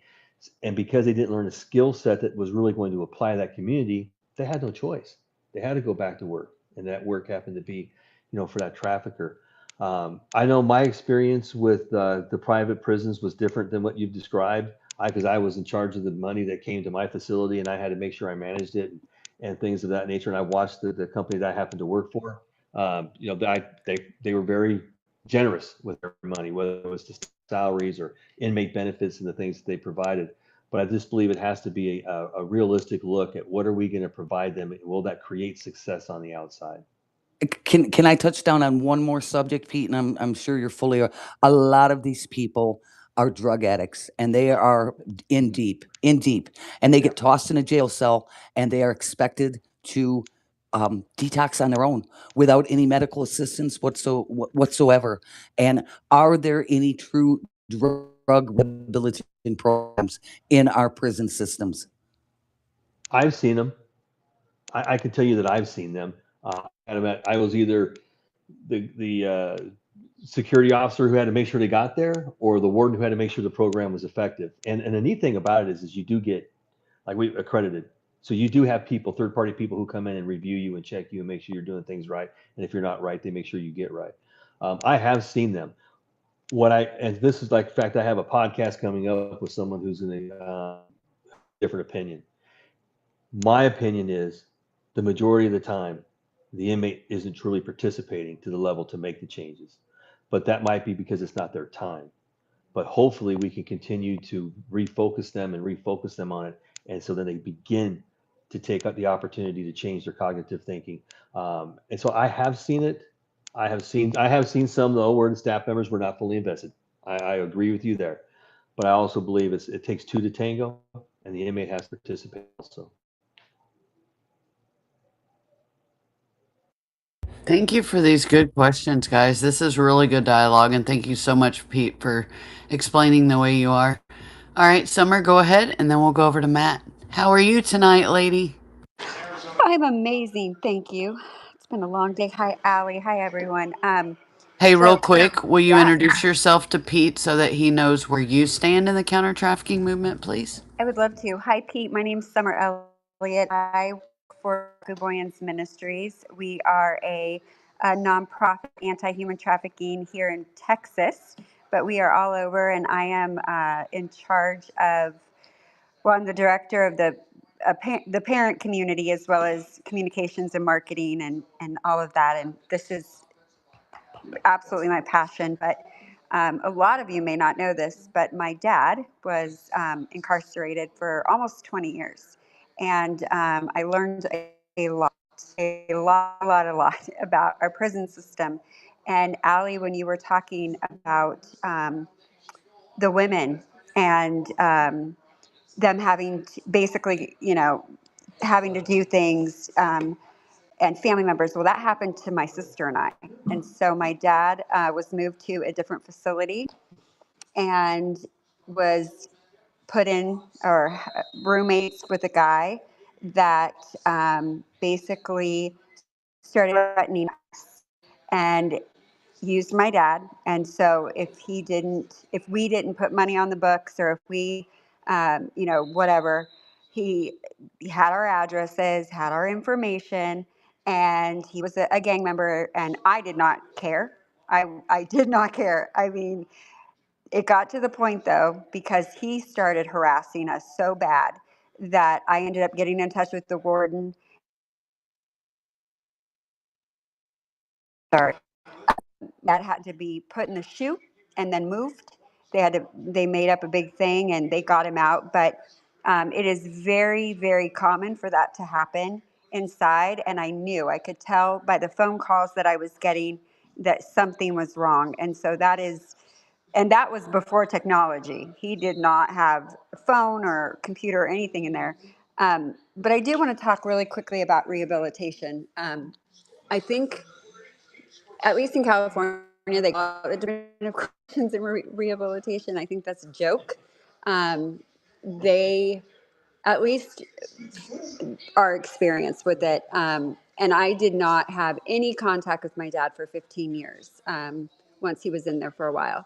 And it wasn't until last year that I actually talked to him for the first time. But I think that there is such an amazing opportunity here. And I absolutely love that you guys are talking about this, because working in the industry, but also being so personally tied to it and seeing what happens, there is such a need. And not just for the inmates, but for the family members. There are so many kids that get stuck in situations because of their parents, or because of situations that, they just were brought into or whatever. And this just opens my heart to want to do more with that, because I think, we focus on like, what we love, and personally, like, I have not even thought about it this way until this conversation about the trafficking within. And I should know about it. I was literally, my sister and I had to deal with it. um, and I just think that these are the conversations that will change a lot of things. But with I'll finish with this, the part of rehabilitation, at least for my dad's crime, which was not a good one. They did not even talk about it, which is very unfortunate, because he was in there for 22 counts of lewd and lascivious behavior to a minor. So for 20 years, he sat there and never got help. And I think that is a problem, because we are seeing so many repeat offenders, especially with sexual crimes against children.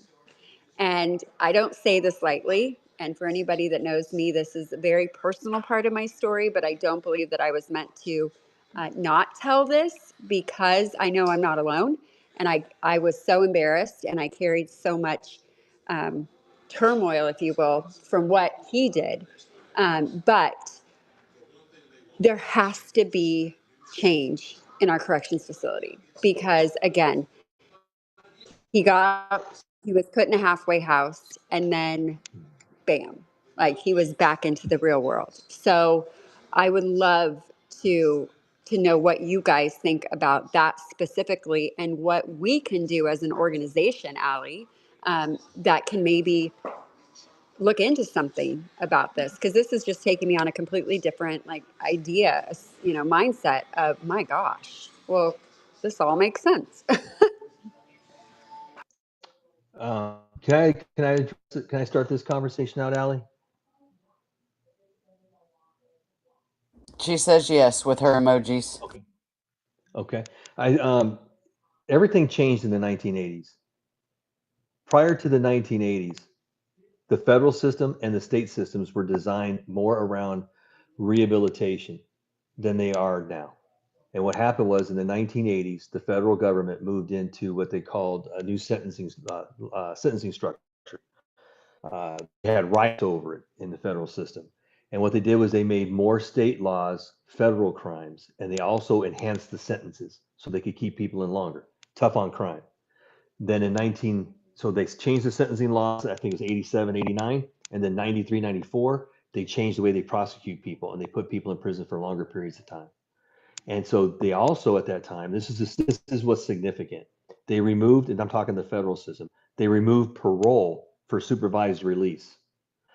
Parole said from the day you come to prison, if you behave well and you do things and you get a job and you show up for work and you cause no problems and you do this for your time while you're in prison and you take programming and you take the classes that we think will help and benefit you and you do well, you're going to lose time on your sentence. It incentivized good behavior. It incentivized people to get better or at least introduce themselves to the concepts of getting better. But all that changed in 1994, and they created these different three strikes you're out and all those. The federal government also at that time incentivized states to follow their lead. And then when the states, Texas was one of them, and when the states changed from a program in which they were incentivizing behavior and modification of behavior for a shortening of a sentence, and they changed it to where it didn't give them the same enhancement to shorten their sentence, inmates stop participating in changing themselves and making things better. So what we have right now is in the systems, in my opinion, this is just my opinion, people I talk to, we don't have an incentivized program for them to participate. And going back to that previous conversation I was having, we've removed the reasons for people to be incentivized to participate and actually make those changes until that last year. That last year is a bonus round because that's when everything applies. And they generally will clean themselves up enough to get through all of that just so they can get that certificate so that they can go ahead and then be released. And well, they're going to be released generally anyway, but they at least have a certificate. We need to actually stop being tough on crime and be smart on crime. We need to take a look at what we've done as far as the laws and the sentencing guidelines from the 1980s and the 1990s, and we need to reform all of that with the knowledge that we have now of how it worked, but it didn't work in other areas, and we need to fix that.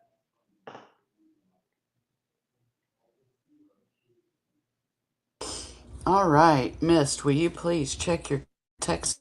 Thank you for that. And that is such a good topic. Well, it's a bad topic, but it's a topic we need to have. Good conversation, I should say. Good information. And Summer absolutely, definitely need to get connected with Allie over this, no doubt. Go ahead, Matt. How are you tonight? Fine, fine, just fine. Apologies, Brandy, for being late. Because I was doing some networking in the background. Uh, Nonetheless, the thing I want to know, Pete, is, and first of all, it's a pleasure to meet you. If you two questions really. If you were king for a day, and you could make one change to the way we do prisons in this country, you could only do one. What would it be? And the other is, when it comes to trafficking, we always hear about, or not trafficking, excuse me. When it comes to crime, we always hear about recidivism rates. We always hear how we have the highest rates of people who go out, who are released from prison, and then they come back in. How do we explain that, especially as or if it applies to trafficking? If I was king for the day and I could make one command that would change the direction of corrections today, I would go back to that last conversation I just had, and I would set it up to where we incentivize positive behavior, and we have to find the proper carrot. Because what prison is all about is time away from society, time away from family, and we have to make sure that we incentivize time. And you get time back by not the last year of good behavior, not the last 2 years, but you get you have to behave from the moment you show. And I've been in those custody levels or security levels where they just can't behave, but they have to have an incentive. Can I share a personal story? Do you mind?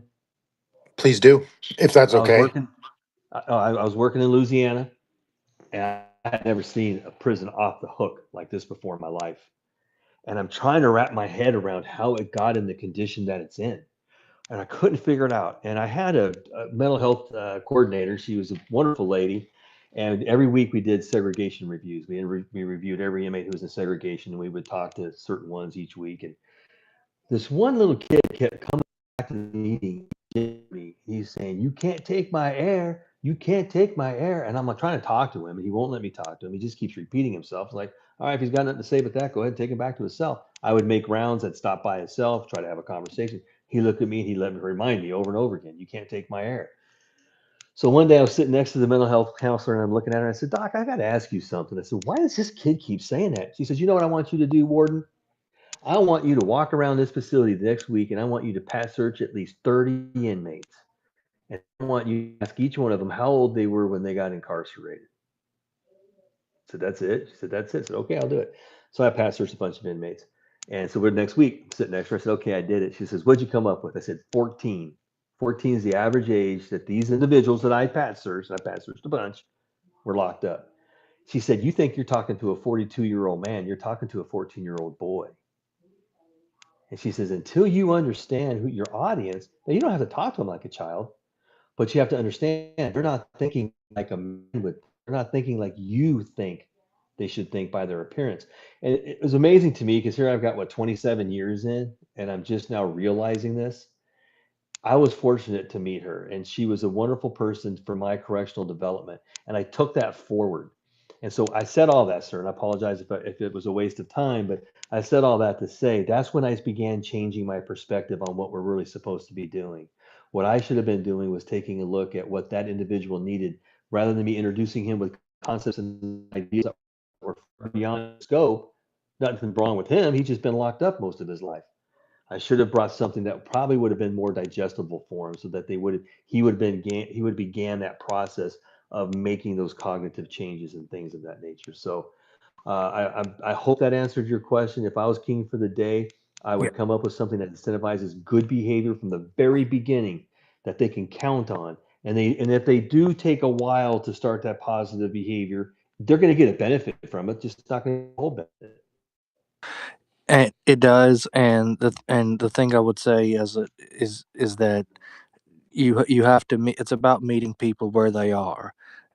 You can't. It's to use a biblical analogy.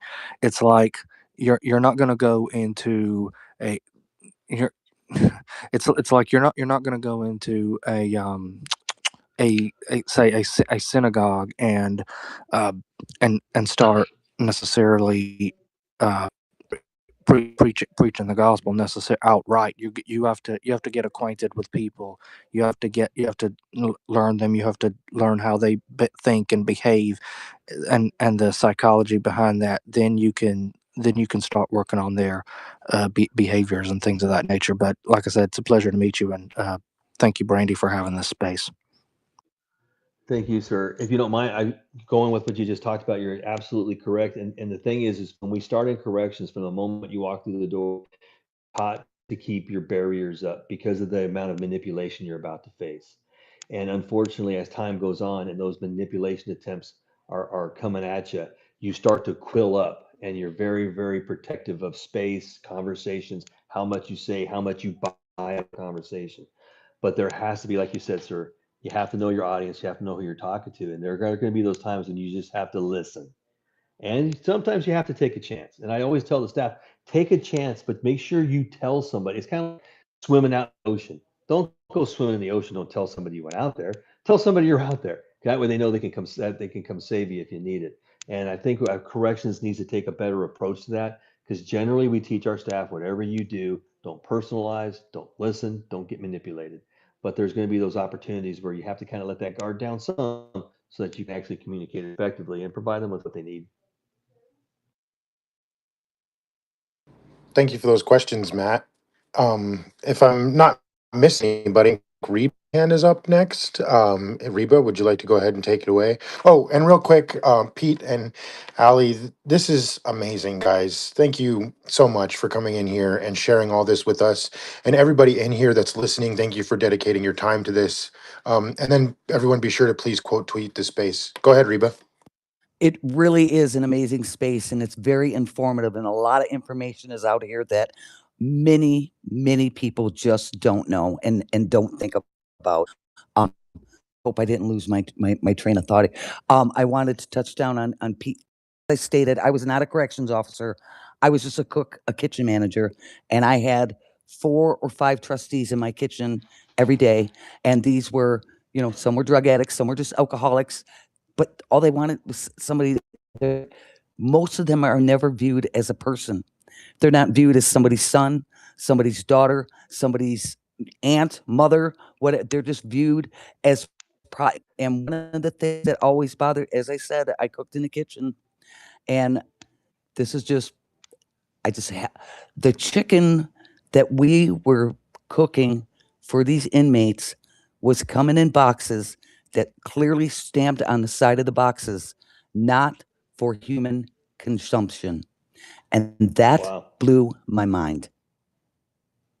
And that's how I truly know that these people are not viewed as people.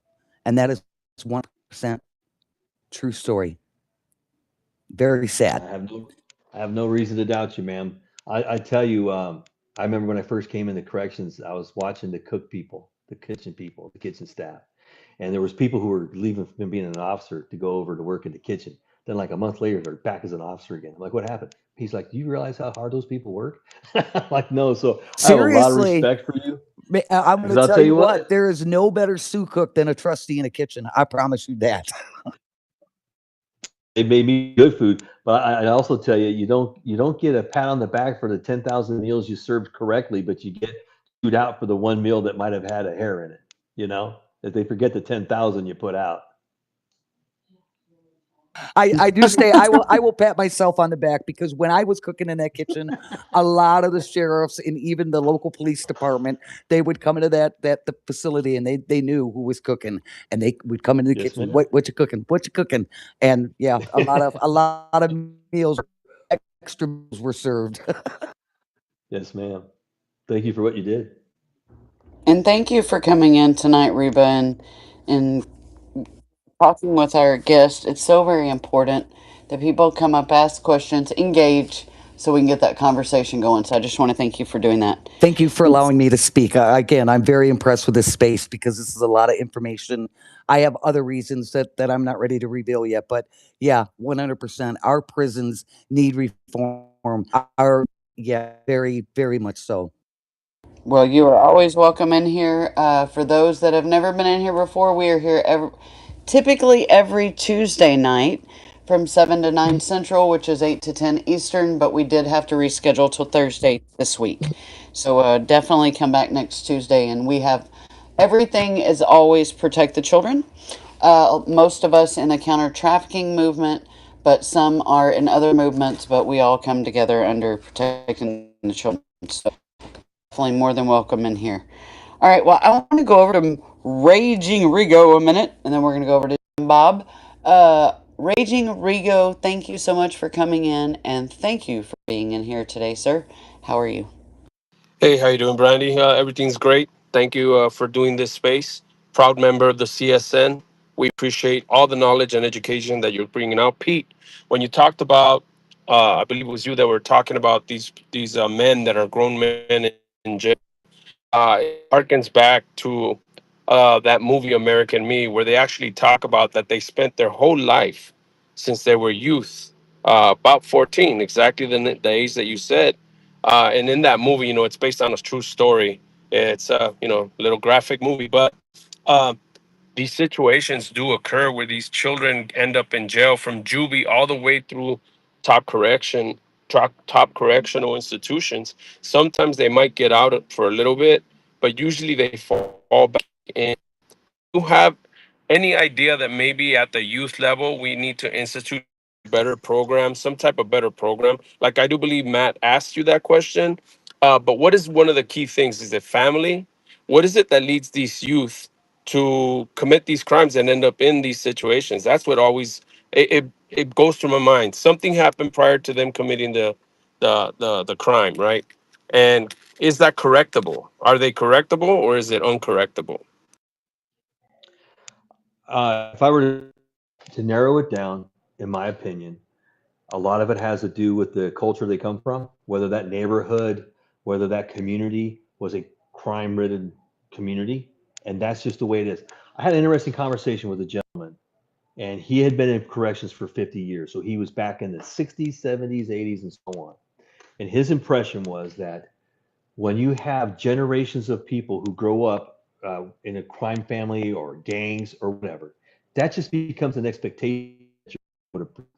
And if you end up going to prison, which you probably are going to go to prison, when you get there, these are the things that you're going to do, and this is how it works. And if you happen to have had a crime where you're going to get out of prison at some point, when you come out, this is what you're going to do. So it's almost as though it's baked into their mind that this prison is just a part of their future. It's going to be there for the rest of their life or segments of their life. And somehow we've got to figure out how to get in there and disrupt that. We've got to figure that out.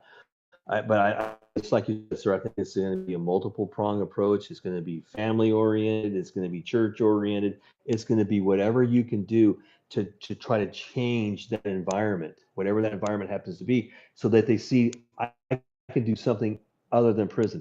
I happen to be working with an association who recognizes the fact that there are 2.7, or excuse me, yeah, there's 2.7 children of incarcerated individuals in the United States. And they realize that they are 5 times more likely to go to prison themselves. So they've created a college fund, and they do it by, it's a nonprofit, they do it by donations to provide college opportunities. And I've had conversations with a couple of the people who were lucky enough to get scholarships, and they went from, I just thought I was supposed to do the family business and go to prison at some point maybe,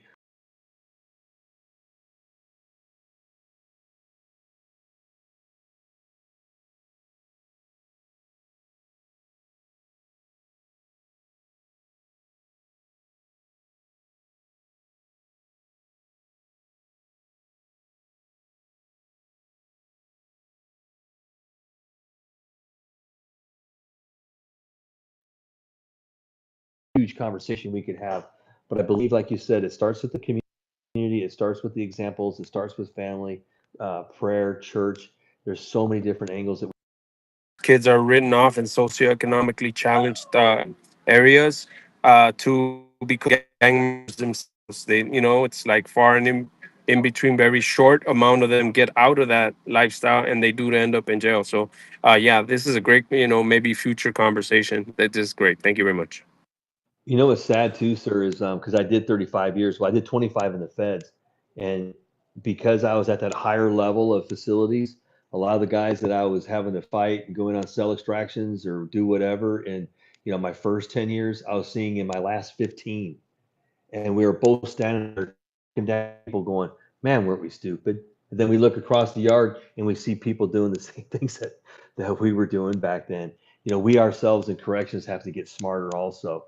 And we have to realize that there's been a big change. I'm sorry if I'm going on too long, but there's been a big change in corrections over the last 10 years. And de-escalation has become a huge word in corrections. And I was in the 90s when you were somewhat antagonistic to an inmate. You didn't approach it. You never said thank you. You never said please. You never called them sir. You darn sure better never shake their hand. And all of a sudden they start introducing these ideas that you can say please and you can say sir, and people were divided. What are we going to do? I'm not going to be the guy that does that. Well, now with this de-escalation thing, it's smart to say please. It's smart to say thank you. It's smart to say, will you please do that? And we're changing that mindset of you don't have to be the ogre. You can be the nice person. You can give people an opportunity to take a breath. And maybe that adrenaline dump happens and they say, today we're not going to fight. Today I'm going to listen to what you said. We're just going to go another route. I think we transfer that to the community also, and we say, hey, we don't always have to be, lock them up crazy. We don't always have to be, treat them like trash all the time. We can treat them with respect, and eventually that respect, hopefully, will turn around and come back for us. And I do want to add one more thing. I think that we've touched on this many, many times, but we don't handle mental health well in this country. And a lot of the facilities have been overrun with people that have mental health issues and haven't received any help or anywhere to turn. I know that there's families with children with mental health issues. You know, when you're thinking about youth and juveniles, you're thinking foster care and just the adoption process and just all of the mental health issues, whether they're diagnosed, whether they're trauma based, we don't have a solution for it. And there is no, they just end up getting into the prison system. And then when they're in the prison system, there isn't a stable mental health structure in there either. And so, if we can figure out a way to address mental health, the crisis that we have in a meaningful way, we're not only going to help lower those that are incarcerated for crimes that could have been prevented, but we're also going to help with the rehabilitative nature of when someone is about to get out. And I really think that we need to take a hard, long look at how we address mental health in this country. It's just we're not dealing with it when they closed down the psych wards. What was that, Pete, in the 80s that they did that? They just let everyone out onto the streets. And unless you have a ton of money and you can afford a private mental health facility that'll cost you an arm and a leg, you have 72 hours to commit yourself to a hospital, or you end up in prison or jail. And those aren't good options. These aren't good solutions. These aren't long term fixes. They're band aids, and it puts stress on the prison system. It's not a solution because it doesn't change someone's life. And so we just really need to consider how we handle mental health, not just in this country, but there's just so many different opportunities here to make a difference in this environment. Well, if you needed any proof that they let everyone out of the insane asylum, just log on to X. Anyway, I thought that was nice to a palate cleanser. It That was is either so that very or true. singing "Breaking Rocks in the Hot Sun," and you teed that one up perfectly, Allie. That's funny. Thank you, Stephen, for coming in. Hey, you know what? We're almost at the top of the hour. We do have two more hands, but I do have a question.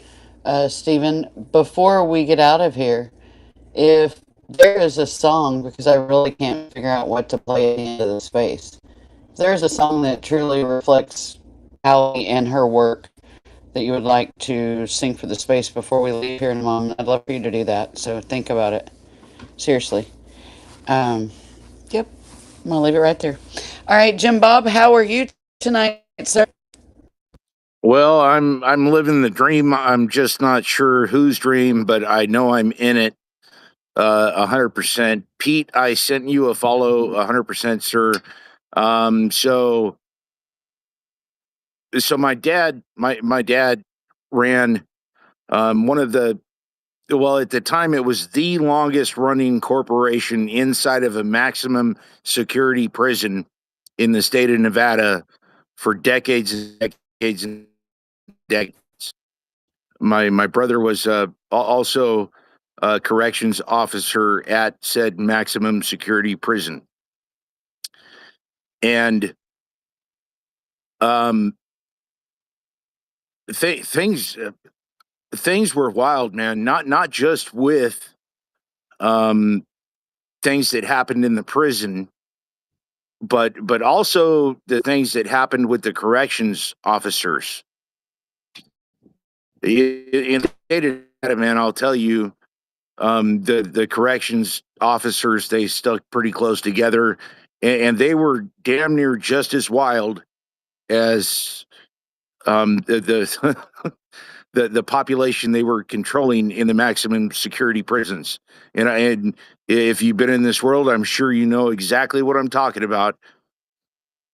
So I think I was about 25 ish, 25 ish when when somebody showed up to my front door,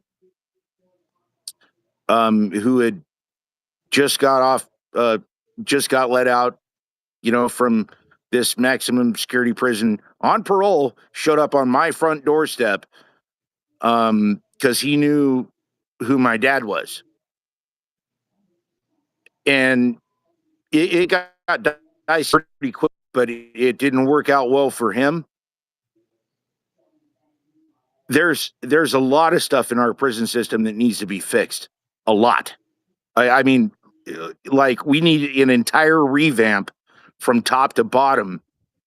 And I'm curious on your perspective on this topic right here, because it seems to me that it is too easy for inmates to get information on corrections officers and start putting the screws down, and they'll put pressure to anybody in their family.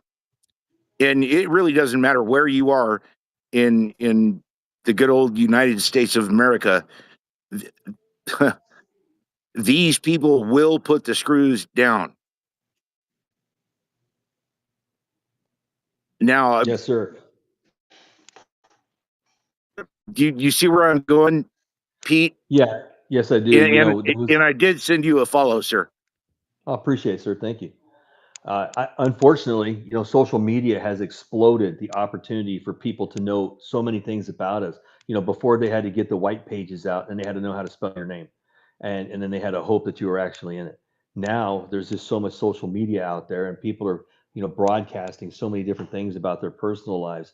We try to talk to. I know my experience is we talk to staff about social media and being careful of what you post and how you post it and what you're doing and what you're saying and what you're showing, where you're at, where you live, what you drive, and all those types of things. But unfortunately, people don't take that opportunity to follow that. And also, because one of the biggest problems that we had in corrections before with social media was if the staff member started talking about it. Well, Bob lives around the corner behind me over there next to the Walmart. Boom. Now the inmates have narrowed it down. There's only 2 Walmarts in town, so we know about it. Now it's so much easier with social media, and there has to be a better understanding. My experience the last 10 years was that the people coming into work corrections, they wanted corrections to mold to them versus them mold to corrections. And unfortunately, the explosion of social media outdid everybody. And unfortunately, yes, information is compromised. People's homes are compromised. Inmates they would go into other inmates' cells, read their mail, steal envelopes, or just convince hey, Tom wants me to pick up his mail for him. Well, now they've got the letter from Tom's daughter. Now they know where Tom's daughter lives. They make a couple phone calls, and now I Tom's cannot hear one thing Pete is saying. Oh, Damn it. well, yeah, it must be your audio. Drop down and come back, Jim Bob. I'm sorry. Dang it. Well, and definitely too on the replay. We will be fixing to end here in a moment, so definitely you can hear it on the replay. But I want to make sure you have all your questions. And do you have a question? Maybe Bob want to recycle and come back up. I want to make sure you have that opportunity.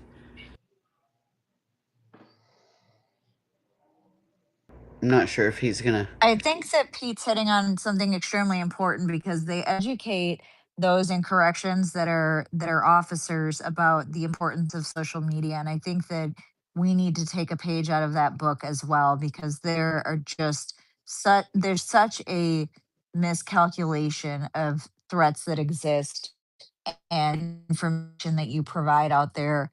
It's so easy now to look at the background of a photo, even if it's outside, even if the park name isn't there, to identify parks by landmarks and figures, and identifying where your family's at. So whether we're talking about the corrections field or industry, or whether we're talking about anything else, we constantly stress the importance of being very mindful about what you put out on social media, your children's information, your children's photos, your information, and just making sure that you're aware of the risks.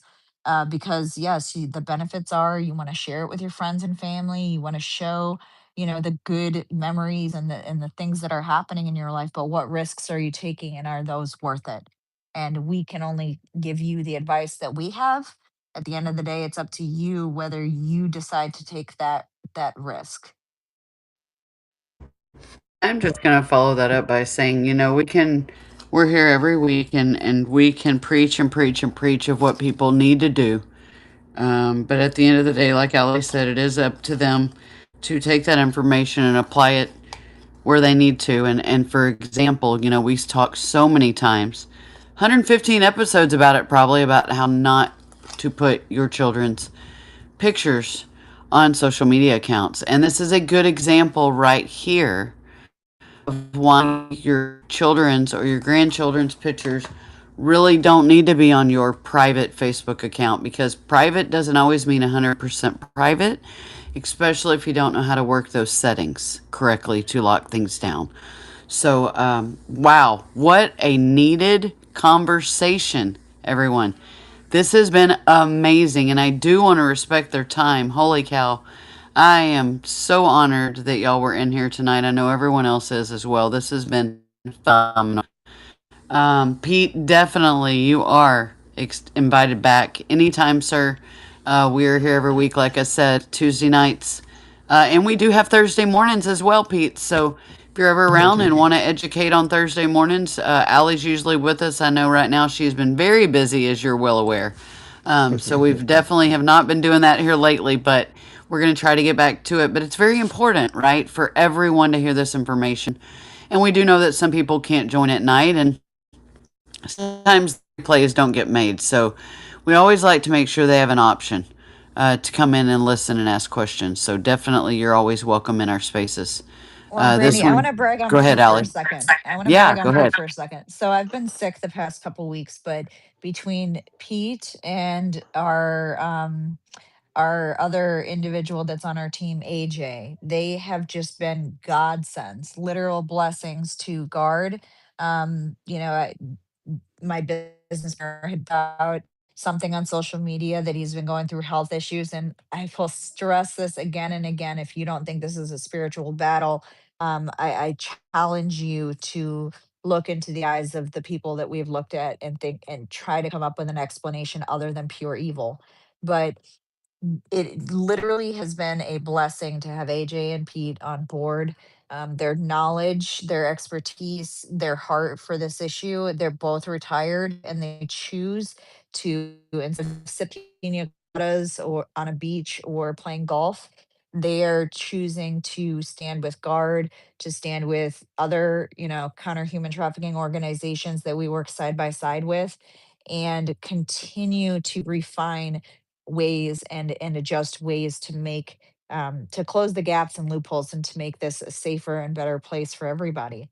And so I just want to brag on them. And if you're not following Pete, please, that would be one of the best follows. He just did his account. That's why it might look like a bot or a spam account. I promise you it's not, but he's a great individual, and I'm sure we'll see him floating around X a lot more now that he's new to it. I'm showing him the ropes of different spaces.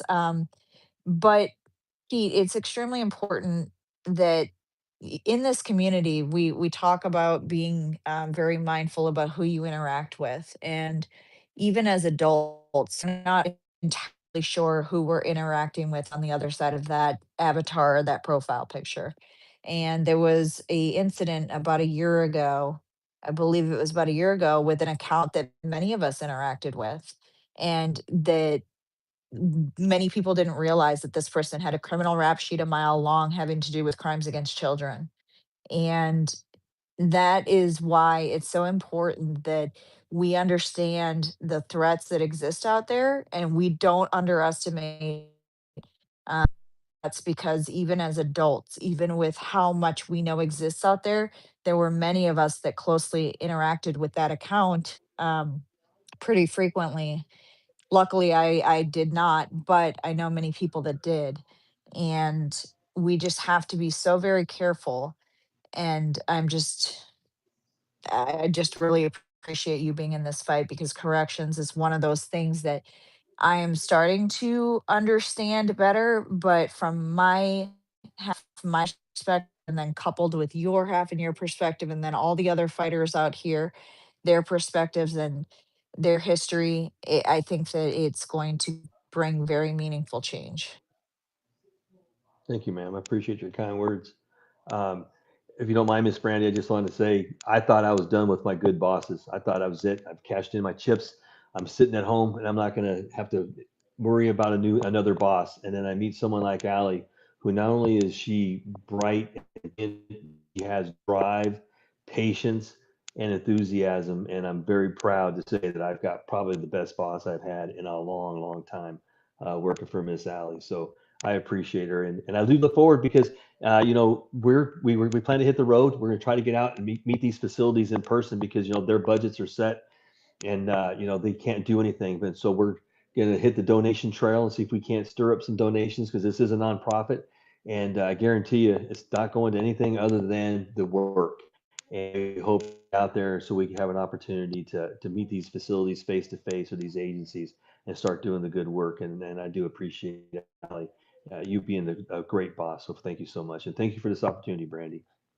Absolutely. I do have to say, when y'all get in the Dallas area, Allie already knows, we have a seat for you to fill and to go on a ride along with Shepherd's Watch. So get ready for Thank that you. for sure. So Yes, ma'am. we loved having Allie and Jared with us, and we can't wait to get you out there. And thanks so much for the time you have spent with us tonight. One thing I did not ask you yet that I want to do that right now so that everybody is aware. So the podcast that I actually put up top, where Allie and Jared were guests, is that a podcast that you have on a regular basis yourself? Yes, ma'am. I didn't have anything to do, so I started. Kind of got a couple friends and said, "Hey, let's start doing this." And they said, "No, I won't do it, but I'll do one with you." And it just kind of grew from there. And I've had a chance to meet great people, companies, Allie and Jared. So I've had an opportunity to do that. Is I kind of take the podcasts as they arrive, and sometimes I'll have three or four in a week. Sometimes I might not have but one or none in a week. I put them out when I get them, but I do appreciate, if you don't mind, people take a look at it. If you like the content, please subscribe. That's always helpful. And we want to get better. If you have ideas or questions or comments you want to make, so we know what to talk about, or if you've had experience with incarceration or incarcerated people, thoughts on how things should go, love to have you as a guest on there. And thank you so much for putting it on your channel here. Thank you. And Absolutely. guess what, Brandy? He is a veteran. So we love our veterans. Yes, ma'am. United Yes, we States Marine sure Corps. do. Hoorah. Yes, we do. All right, we Thank do you, have ma'am. two hands. We have, excuse me, three hands actually. If do you, I'm gonna go ahead and let my co-host go. We are gonna let Steven go ahead and go, and then we're gonna close out with last words. Reba or Zach, real quick, Miss Reba or Zach, do y'all both have questions? Or I just wanted to point out that I have worked in several institutions or facilities, be it prison or not prison, but a detention facility, mental health institutions, nursing homes. I'm a cook. That's what I do. And if you want to know what's going on, you go to the kitchen. That even happens at home. You go talk to everybody has their station in the kitchen. And Yes, I ma'am. think one of the biggest things that we need to recognize here is that we need to kind of deinstitutionalize our institutions and look at administrative pay. I hope I'm not making anybody mad at that, but we do pay the paperwork. We pay a lot for that, and the people down, the worker bees, the people who are down in the bottom, they're not getting the pay. So all of these places, corrections facilities, shorthanded, mental facilities are shorthanded, and come on, it's because of the pay. And we really need to look into that. And I'll land there. Thank you for letting me say that. Oh, and the uh, last thing, our elementary schools, our school systems are so much like prison systems. It's not even funny when you really think about it. And then I'll let it go. thank you so much for that, Miss Reba. Zach, if you could hold a minute, last words, we're gonna go ahead and let Steven go. Cool deal. All right. All right, Steven, go ahead. Steven's going to give us our last song of the night, and then we're going to go with closing. I was going to say closing arguments, closing statements. Well, I did not come in here expecting this, but I'm never afraid to sing something, especially since you specifically requested it to give a boost to Allie, who is one of the best people on the app.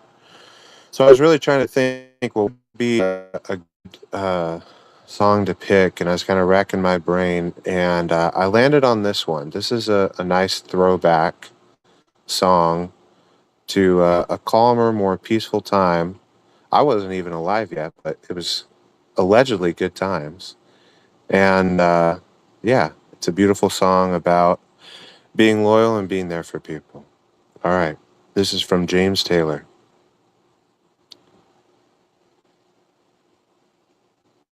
You just call out my name, and you know wherever I am, I'll come running to see you again. Winter, spring, summer, or fall, all you have to do is call, and I'll be there, yeah. You've got a friend. There you go. This app has been pretty hardcore for a lot of people lately. And hopefully that brightened your day. And remember to count your blessings. And when you find friends who really, truly reciprocate love back to you, hold on for dear life, because otherwise, no bueno. And you know what, too? Even if you experience rough times, never let it change who you are. And I promise to try and do my best to lead by example, as imperfect as I am. Cheers. Thank you for that, Stephen. Allie is an amazing friend and definitely an honor to call her a friend, no doubt. And you yourself as well. So thank you for that. All right, Zach, last words. We are shutting it down, sir.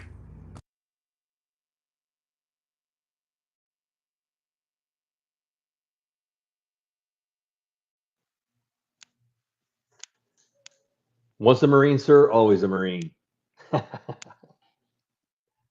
Semper Fi, sir. Semper Fi.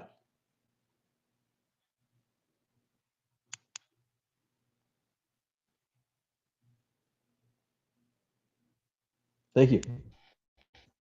Thank you, Zach, so very much. All right, let's go back around to my co host real quick, Mist, before we go back to last words for the speakers. Did you have a question for Pete? No, I didn't. I can tie what I wanted to say into my last statement. I do want to thank Pete, though. Yes, we really do. This has been an amazing conversation, and I would love to continue it any Tuesday night you're ready to. Just let Allie know, Pete, and we'll definitely make sure we can have a corrections conversation. No Thank you doubt. so much.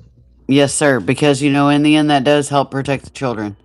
No doubt, 1000%. All right, so we are going to go over to Rigo. You want to say some last words real quick, and then I am going to go over to Miss Allie, unless she has any different last words than she did earlier. Absolutely. I just wanted to tell Ali, great new addition to the Guard Foundation. This is awesome. This space has been really, really good. The educational material and information that's come out and the connections that are being made are priceless for the mission ahead. And I always want to tell you, keep on hustling. You're always making me proud. It's like, oh damn, my little sister, she's kicking ass over there and taking names. And I'm really happy for you. And thank you, Brandy, for hosting this space. And thank you for being part of the CSN, Ali. We love you, man. Yes, we do. Yes, we do. All right, we let Mr. Pete say some last words. Allie, you want to go for it? And thank you again for all you do. And I mean that from the bottom of my heart. Whoops. I didn't know that would sound. Update for Android people. All right, well, Rally with Allie. We'll roll with it. Go ahead. I didn't even know That what to was a say. complete You That was accident. caught awesome. me. You caught me off I had no guard. idea what I was pressing. Anyway, go ahead, please. No, I just wanted to thank everyone for coming up, everyone that grabbed a mic, everyone that hung out in the audience. You guys could be anywhere tonight and you chose to be in this space. You chose to listen to not only how to protect the children, we're on episode 115. I can't believe that.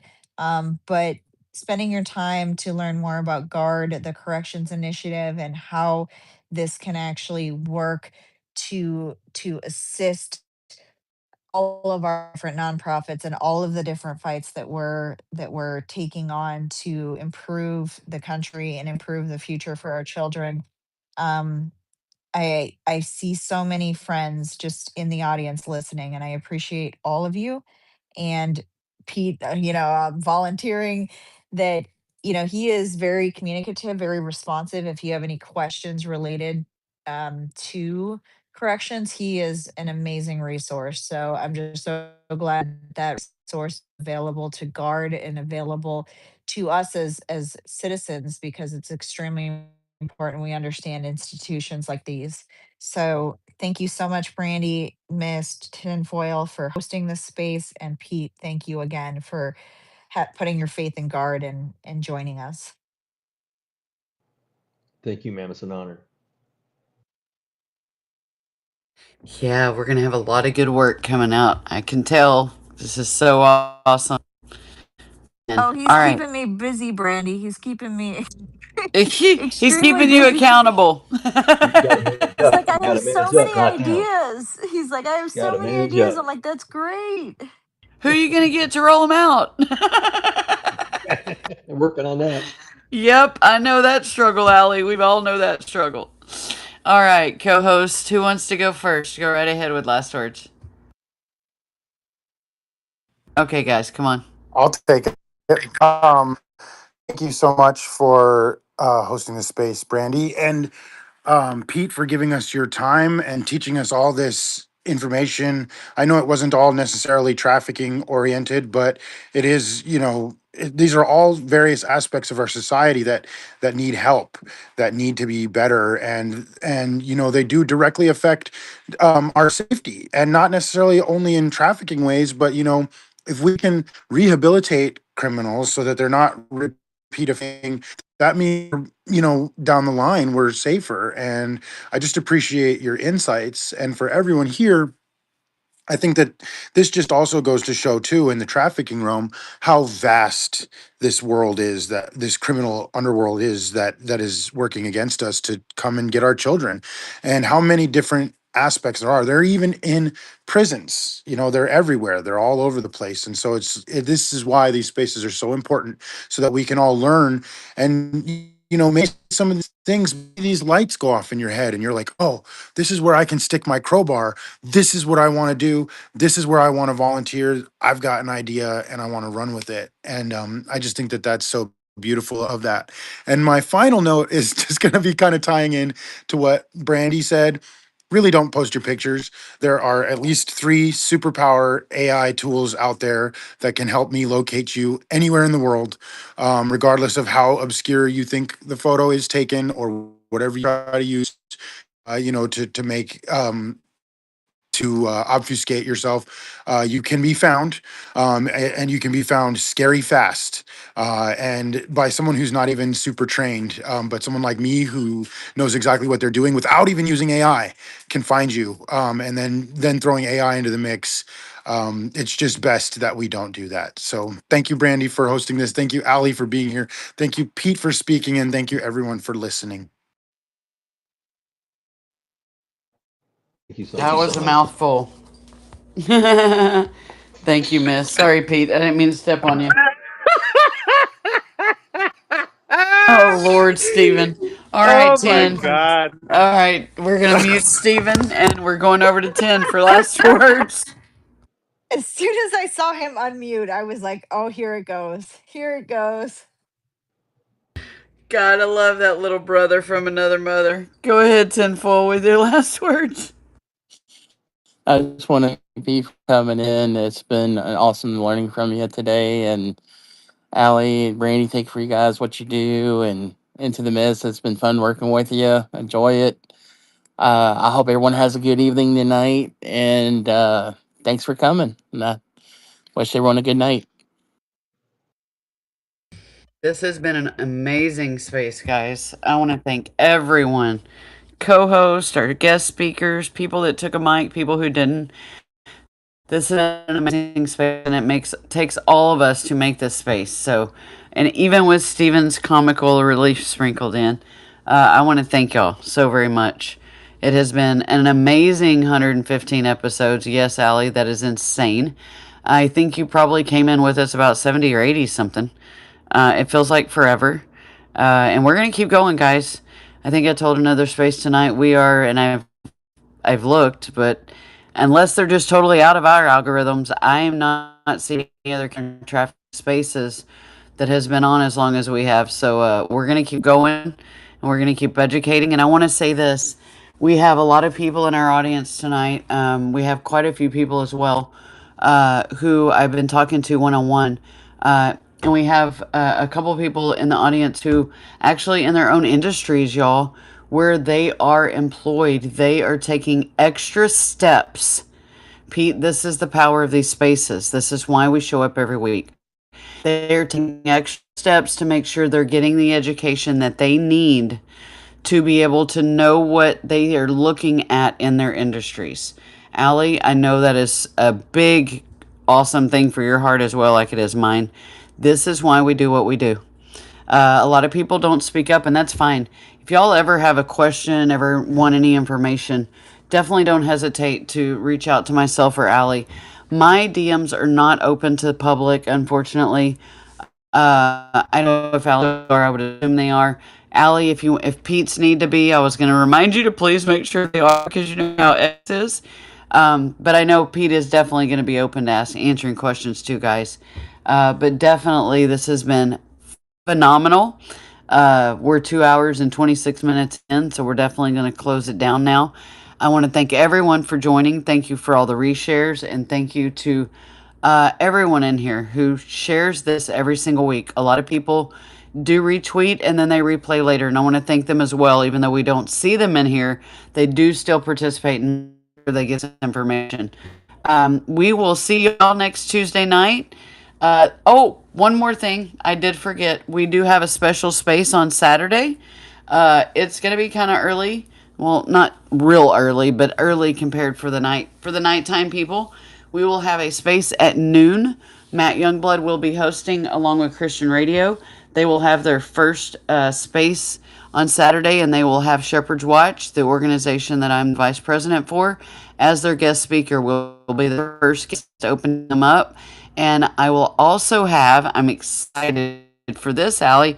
So I will also have our spokesperson and chief advisor and government affairs officer, Jason Rotherman, in the space with me. And I'm going to be introducing him to the audience like you did, Pete, tonight. So I'm excited for that. So y'all please be in there at noon on Saturday. I will definitely put that in the bubble down there so that y'all will be aware of where to find us. But we're really excited about that as well. So good things are coming, Pete. Say welcome aboard. Guard Against Trafficking is a strategic partner with Shepherd's Watch, and we are so grateful to have all of you in this fight with us and work alongside of you. So thank you again so very much, sir. Thank you, ma'am. Absolutely. All right, guys, we will see y'all next week. And that's Tuesday night, 7 to 9 Central, 8 to 10 Eastern. And that's all. Steven already sent us out with a song. So what I'm actually going to do is I'm going to play out 11 minutes so you can stay or go of our guest right here, Miss Allie Hopper. The Economic Times, I will put the link down below, but it says Biden migrant child hotline ignored 65,000 calls. Shocking testimony rocks Homeland Security hearing. If y'all haven't heard this yet, go ahead and sit back and listen to it for a minute, and we will let our guest go. Thank you, and y'all have a blessed night. The Biden administration while they were letting all of these unaccompanied minors into the country. And as we've talked about today, they weren't keeping track of them. They issued these kids a hotline that they could call if they had trouble with the sponsor family that they were put with. And you're saying that 65,000 calls to this hotline designated to protect these kids went unanswered? Is that what you're telling this committee? Yes, sir. Those calls span from, complaints about stale bread all the way to being abused, to one case where a child's call was reporting that grown men were coming into his room at night and they were touching him. Nothing happened with that call. That call went unanswered. I said that it was easier to get a child, yes, than to adopt a dog. You actually had to provide more paperwork to adopt a pet from a pet shelter than you did to sponsor a child.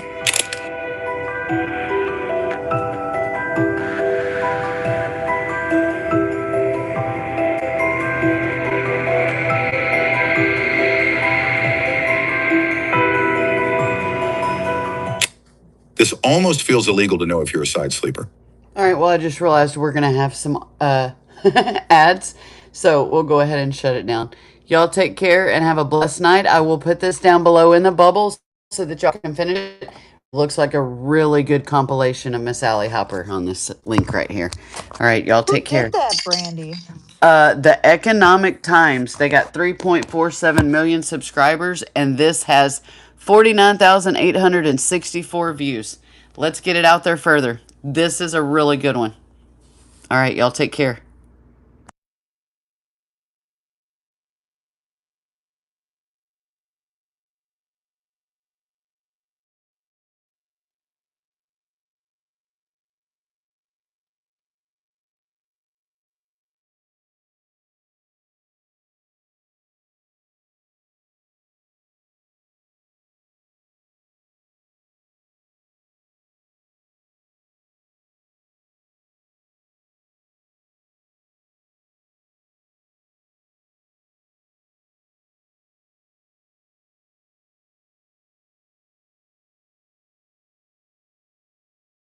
This is CSN. We are exploring ideas. This is CSN for life. Connecting patriots, defending freedom.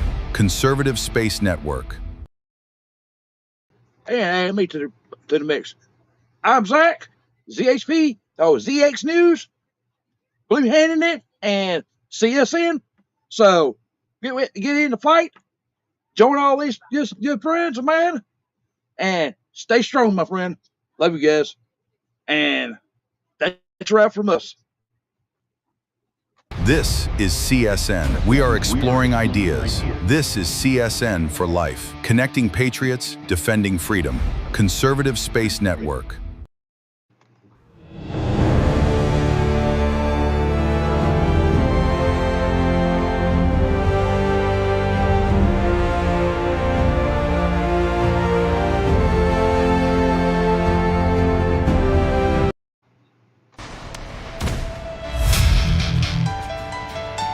Stay in the fight. Stay in the fight. Yeah. When it gets hard, that's when it matters most.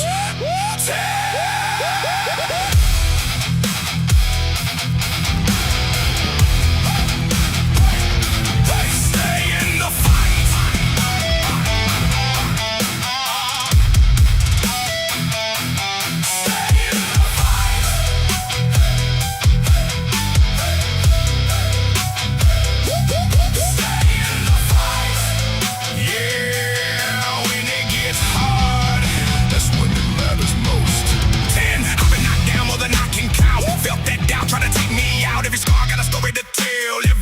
Living hell, but I'm still here, still standing strong. Even when everything went wrong, something deep won't let me break, won't let me fade. When the weight gets heavy and the road gets long, when the voice in your head says you don't belong, that's the moment you decide to stand and fight. deep, give everything you got left. Stay in the fight. Stand your ground, even when the world tries to take you down. And through the pain, through the fire, through the grind, you don't break, you redefine. Stay in the fight. With all your might, you were born to win this fight. I've seen darkness I can't explain, felt that pressure, felt that pain, but every time I hit that wall, I refuse to fall. They can doubt me, they can hate, they can try to seal my fate, but I rise every single time, cause this life is mine. When your back's against it and you can't breathe, when you're hanging on by a thread of belief, that's the moment you ignite and fight. Stay in the fight, don't you quit. Dig down deep, give everything you got left. Stay in the fight, stand your ground, even when the world tries to take you down.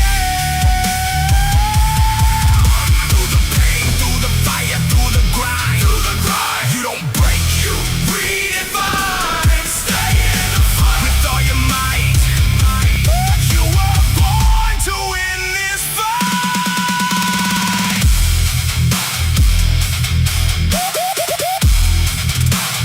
Never give up. Don't quit, don't quit, don't quit, don't quit, don't quit, don't quit, don't never give up. Don't quit. Win, fight, fight.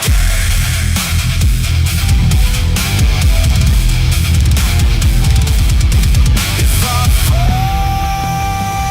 I rise again. If I break, I never bend. This is where I began.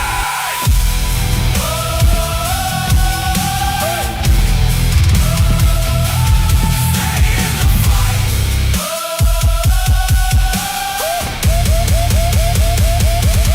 Stay in the fight. Hear the call, right back up, give it your all. Don't look back, you're stronger than every attack. Through the dark, through the storm, through the night, you become the light. This is CSN. We are exploring ideas. This is CSN for life. Connecting patriots, defending freedom. Conservative Space Network.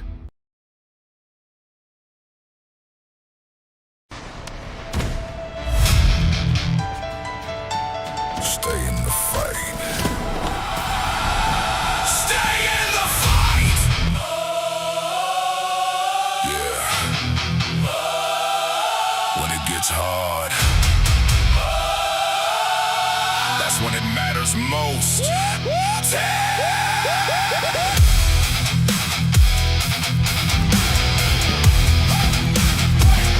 Hey, stay in the fight.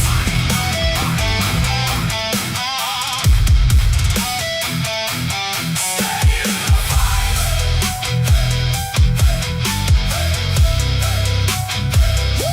Stay in the fight.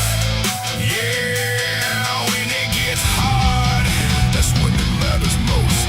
10, I've been knocked down more than I can count. Felt that doubt trying to take me out. Every scar got a story to tell. Every fall was a living hell, but I'm still here, still standing strong. Even when everything went wrong, something deep won't let me break, won't let me fade. When the weight gets heavy and the road gets long, when the voice in your head says you don't belong, that's the moment you decide to stand and fight. Stay in the fight, don't you quit. Dig down deep, give everything you got left.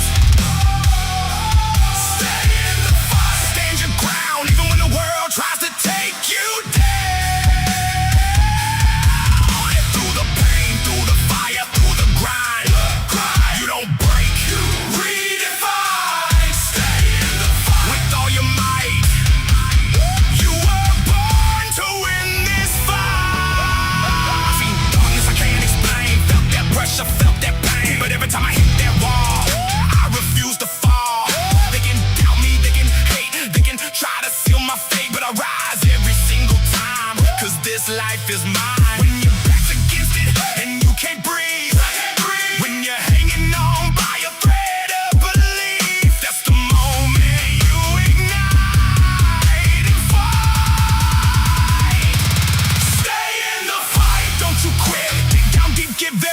you got left. Stay in the fight, stand your ground, even when the world tries to take you down. Through the pain, through the fire, through the grind, you don't break, you redefine. Stay in the fight with all your might. You were born to win this fight.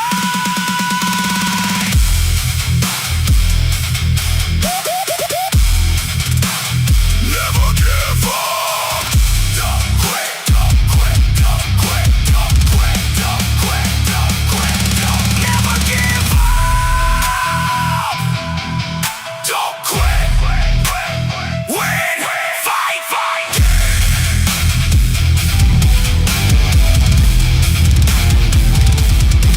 If I fall, I rise again.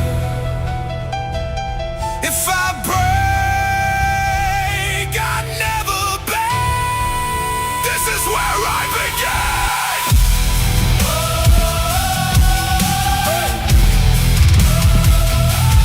Stay in the fight. Stay in the fight. Hear the call, right back up, give it your all. Don't look back, you're stronger than every attack. Through the dark, through the storm, through the night, you become the light. President Trump, thank you for this sweet ride. Nothing quite like it. I call this a tariff-mobile. Rigo, I made Canada pay for this shit. It's the conservative space network.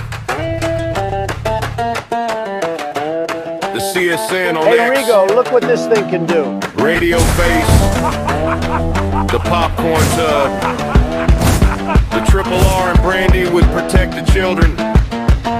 Main Street meets Wall Street. We the people with Marlin. F.I.D. Carroll. Holly Health Support Bishop. And the Punch Bowl.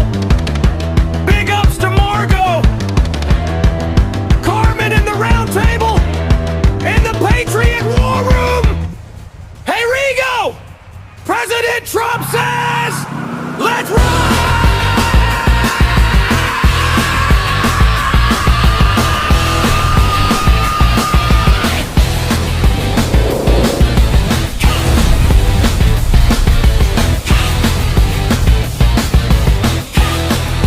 Conservative spaces do the body good and the mind and the soul.